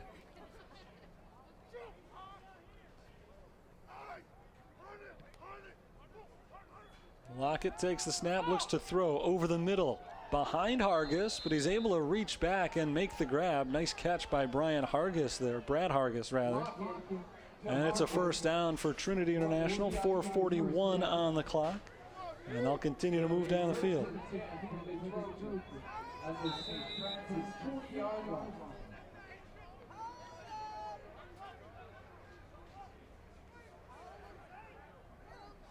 So that's the first complete pass of the day for Darian Lockett. Freshman who came in just for this drive. Lockett back to throw again. Looking to his right and incomplete, looking for Caleb Kelly. Arthur King tried to jump the route, just missed the interception. 2nd down and 10. And regardless of if they score here, St. Francis got this game well in hand. So I'd like to take this opportunity to congratulate all the seniors for a well-played game and way stick with it for 4 years, and especially the second half of the season. They've done a nice job. About to finish things up. Winners of 4 of their last 5 games. Barring the miracle from Trinity International, it'll be a 4-1 conference season for St. Francis. As Lockett back to throw, he's pressured, breaks free of a tackler. He gets across the line of scrimmage and still on his feet to the 35, finally forced down just inside the 35. A big run for Lockett. It'll be 3rd down and short now for Trinity International. For the Fighting Saints, still a chance as of right now to capture a share of the conference title. They need St. Xavier to lose today to Robert Morris. That game was a 3 o'clock start time. So it'll be a while before we find out the conclusion there. It's a handoff to Isaac Branch, and Branch will be short of the first down marker. 4th down and short coming up. They need about 2 yards. 3.5 minutes to go in the game, and I would assume they'll go for it here. Trinity's got 30 points. They've got close to 500 yards of offense. Despite all that, it's been a good defensive game for St. Francis. 6 takeaways. They've got a defensive touchdown. They've got a special teams touchdown. And they're on their way to their 5th win of the year.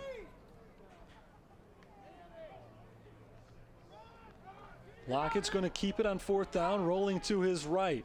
Pushing for that first down marker, and he'll get there despite the big hit at the end of the play.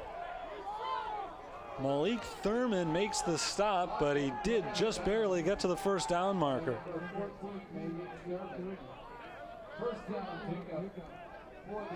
Lockett hung in there and took the hit. Yeah, he certainly did.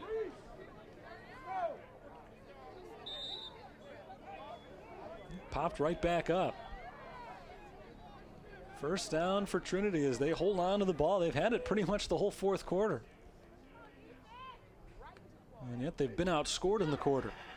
Back to throw, Lockett going deep down the left side and picked off. No, that ball drops. Incomplete. Jamal Stovall had it in his hands but couldn't hang on. It's the second interception that he's dropped today.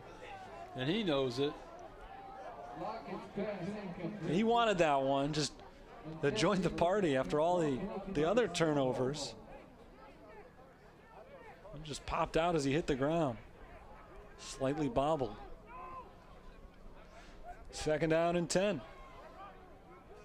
2:27 on the clock. 55-30, St. Francis has the lead.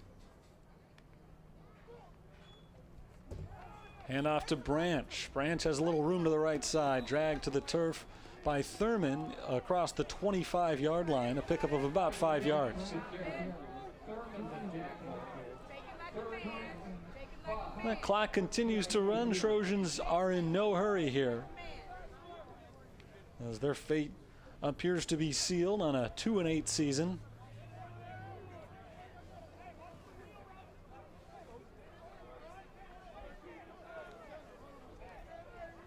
Two running backs in, along with Darian Lockett. Two receivers on the left side. It's a handoff to Jabal White, cutting across to the left. White pressured in the backfield and dragged to the turf. Good stop by St. Francis right there. Mason DeLong. It sets up fourth down and close to 10 yards as he lost those 5 yards that had just been picked up by Branch on the previous play. And how good a day is Forehead? I'd say it started off pretty well, and regardless of what happened in the game, he was going to have a good day. So years down the road, when your wife asks you, hey, do you remember how we got engaged? He said, yeah, I can remember that. You know, that's pretty easy to remember, right? It happened on the field before the game during the senior day presentation. So you're never going to forget that one. You're never going to screw that one up and have her get mad at you for a week, right? No, you could be losing 55-30. He'd still be having a good day. Ball. The ball is loose on the Woodard sack. And they'll say dead ball, incomplete pass. Didn't matter, it was fourth down, so it's a turnover on downs. The Saints will take over, and they can take a knee and end this one. So St. Francis, for 6 turnovers, they blocked the punt. And in the end, a turnover on downs will wrap this thing up. The Fighting Saints will improve to 5-5 on the season, 4-1 in conference, winners of 4 of their last 5 games. A really strong finish to this season. They forced 11 turnovers in their last 2 games. And of course, I'd like to take this opportunity to thank our TV crew who makes me look good and makes you look good. Who looks, no, they can't make Nick look good, but everybody they else do their best anyway. They come out here and they're here early and they stay late and do a heck of a job. And stand out in the freezing cold today. Saints will run it here on first down. It's Barberin tackled in the backfield. I'd also like to take this opportunity to thank Mr. Dave Laquetta, the athletic director here at St. Francis, who is first class, first rate, a wonderful human being, and also his mom, who kind of runs the press box and makes great things in our little lunch bags for halftime. Love that woman. I'll second all of your thoughts so far. They're going to take a knee here to put an end to this one right here. Aaron Ellis under center. Takes the snap, takes the knee, and that will do it on the 2017 football season for the University of St. Francis. Got off to a rough start, but finished very strong. Winners of 4 of their last 5 games. 4-1 in conference this year, and they get back to 500 for the first time all season at 5-5 to wrap this thing up. Not a bad cherry on the top of this season, today's game, Lee. No, and it gives you so much to build on in the offseason. Like I said before, you won 4 of the last 5. You send your seniors off with a great victory to end their collegiate career. But in the offseason, it helps recruiting. It helps your weightlifting program. It helps your spring football program. and you can sit there and harp on the younger guys, the guys who are coming back. See how close you are. See how close. We're a play here. We're a play there. But you know where you get this done? You get this done in the weight room in the off season. That's what's going to separate you from being a great team, is how much work and dedication you put yourself into in the weight room. It's certainly a very bright future for the University of St. Francis football team. We've talked about so many of the underclassmen who played huge parts on the team this year. You know they're going to be coming out a little extra motivated based on all the things you've talked about today. Just seeing what they're capable of doing and wanting to put that together for a full season. I know next year will be an exciting time for this football program, but it's been an exciting way to end this year as well, especially being able to do it at home today. A dominant performance for the most part. They faced a little bit of a scare in the third quarter. They ran into a few offensive problems, but the defense got the job done really from start to finish in terms of just taking the ball away. 6 takeaways in today's game, 2 interceptions, 4 fumble recoveries, a punt block, 1 defensive touchdown, 1 special teams touchdown. This one was definitely not short on entertainment. No, it wasn't. But the thing is, what you can't do, and this is a great way to end the season, what you can't do in the off season is listen to people tell you, hey, you guys are going to be good. You know how good you guys are going to be? And just sit there and coast it by. You can't. You have to work that much harder, twice as hard as you think you got to work, because you don't want to sit there and lose a game, a close game. You don't want to sit there and think, hey, woulda, coulda, shoulda. You want to sit there, yeah, I'm ready for this. I busted my butt in the off season to get ourselves in a point so we could be the most successful football program that we can be. It's a senior class that departs after today. 13 seniors on the roster, including 6 of them in the starting lineup, and they, of course, will be sorely missed next year, including Lexus Jackson, who today set the school's all-time career touchdowns record. He caught 3 touchdown passes today, up to 22 for his career. A couple of other big seniors with Arthur King, who had a couple of interceptions returned for a touchdown this year.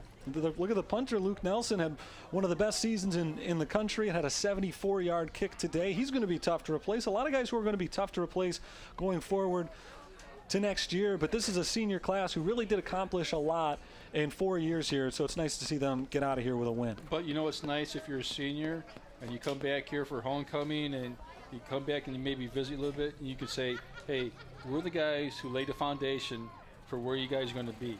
You know, I was part of that. And to be part of something is better than being a part of something. You know what I'm saying? So you're the guys who established this. You're the guys who built this, laid the foundation for this. And hopefully the young guys will heed that message going forward and take it to heart and work their butts off. Final score again today, 55-30. St. Francis victorious. They never trailed. Went on top 8-0 in the first quarter. They faced a tough challenge from Trinity International, came back with a touchdown to make it 8-6. Then later in the third quarter, they fought back to within 10 points, but St. Francis in the end able to jump ahead with a couple of late touchdowns and run away with a victory. Lexus Jackson, a huge part of that win. Jackson had 3 touchdown catches today. Now the school's career leader. I think we've got Lexus Jackson down on the field right now. Are you there, Lexus? Yeah, I'm here. Congratulations, first of all, on the record. Did you know that you were gunning for that today? Nah, not really, but once I got it, Coach McCarthy came up to me and told me congratulations on breaking the record. So after that point, that's when I knew that I did it. Well, yeah, you had another great game today, but it had to have been a lot of fun with all the short fields you had to work with based on the way the defense kept taking the ball away. I mean, that puts you in position all day where you didn't have to run all that far down the field in order to catch some of those touchdown passes. Yeah, first and foremost, I just want to give a shout-out to the offensive line for being able to protect Aaron Ellis as he sitting in the pocket to make those plays to me. And it was just an all-around team effort, you know. I couldn't have did it without nobody on this team, and I just want to give a shout-out to everybody on the team for giving me the opportunity to be here to play with them. Talk a little bit about the mental toughness of your football team, especially the last half of the season, Lexus, because you guys, with that start you had and being off and on and not playing the home game for the month of September, and now all of a sudden you're on a little bit of a roll, and that's got to be more of a mental thing than a physical thing. Talk a little bit about that. Yeah, it's definitely a mental thing, but as a team, we stayed focused and stayed, on top of our duties and continue to push each other to go forward to, be positive. And even though we dropped the first 2 games of the first 3 games of the season, but we stayed focused, determined, competed every day in practice, and just gave it our all. And we sit here 5-5. Alexis, you finish up your career as the all-time leading receiver in yards and now in touchdowns as well. Today, of course, senior day for St. Francis. Reflect on what the last 4 years have meant for you. Man, it meant a lot, especially I know I left the first time, and then I came back, and everybody just welcomed me with warm arms and just was ready to ball and go for it and do damage.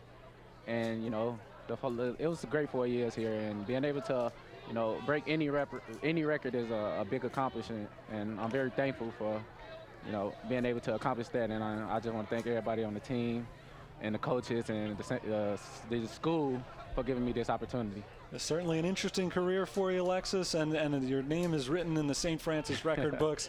So future generations will see what you did for the school as well. Congratulations again. Shout out to Arthur King. Thank you. All right, thanks to Alexis Jackson. St. Francis Fighting Saints victorious 55-30. The final score today against Trinity International. And Lee, we've talked a lot about it already, but just all in all, a pretty fun way to end the season. And we do have Joe Curry now as well, the head coach of the Fighting Saints. And Coach, we've been talking about it. This is just a great way to end the year with a rousing victory like this. Yeah, I thought, for the most part, I thought we played pretty well. Like I told you guys before the game, it's about touchdowns and turnovers. And, we were able to put the ball in the end zone when it counted on offense, and we were able to take away when it counted on defense, too. What I want to talk about, Coach, is I was really impressed with your team, with the coaching, especially the last half of the season, how you progressed, how you've improved. And I think the kids are really starting to buy into what you're doing. And, you can sit there and you can harp on this in the offseason, can't you? I mean, this is going to make weightlifting, off-season conditioning program, your spring football, it's going to be better and better and better, because now you can tell these guys, hey, see how close we are, see the improvement, see how good we can be if we just work at it. Well, that's, I try to relay that message every single day, but I'm dealing with 18 to 22-year-olds. So sometimes that goes in one ear and out the other. But I got to give those guys, our players, a ton of credit, because, the way we started, there's a lot of teams out there that would have said, well, we're 0-3, we got nothing left to play for anymore. We're not going to go to the playoffs unless we, win our league. And those guys, routinely came out here every day and worked hard and did great things for us. And I always tell them that, you work hard, you work hard. Life is unfair. Sometimes just because you work hard doesn't mean you get the instant gratification and results. And that was our problem earlier on in the year. We were working hard, we just weren't getting the results. And, fortunate that towards the end of the year here, those things started to go our way, and the kids started seeing results. I told them last week after Robert Morris, for the first time, we were down, with 5 minutes to go in the game, and we faced adversity, and we found a way to put one in the end zone when the offense needed it, and we found a way to get a pick six to end it, and that was impressive to see. So the kids just keep growing and keep getting better and keep getting better, and they're starting to see some positive things happen from all the work that they've done. And you're right, it's going to take us into the off season. As a coach, that was something that I was really worried about. It's going to take us into the off season with a great taste in our mouth. Things that we can work for in the off season, in the weight room, in the classroom, in the classroom for football, all those things. Hopefully we'll have an extra pep in their step here when we come back out here in 7-8 months, whatever it is.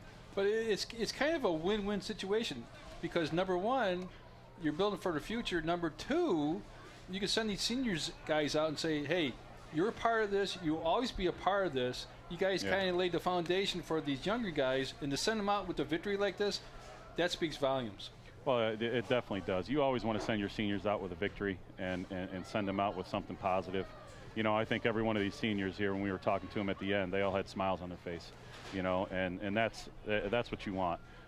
They're heartbroken, that they're never going to put on the pads here again, but at the same time, they're happy to leave this field as a winner and victorious today. Well, let's put a bow on this 2017 season. You've talked about it a little bit already, but looking back over the last 10 games, over the last several months, and really the journey of every football season starts years in advance. What are some of the things that stand out to you most about this year? Well, I think, this year what stands out is, the young guys that stepped up and played for us. There were numerous guys that we talked about, Pere Barbin, Real Strama, those type guys that were freshmen that we said, hey, we're going to try to redshirt these guys. And then we got to the point where, like, you know what, let's play them. They give great effort. They're doing great things. Let's just play them.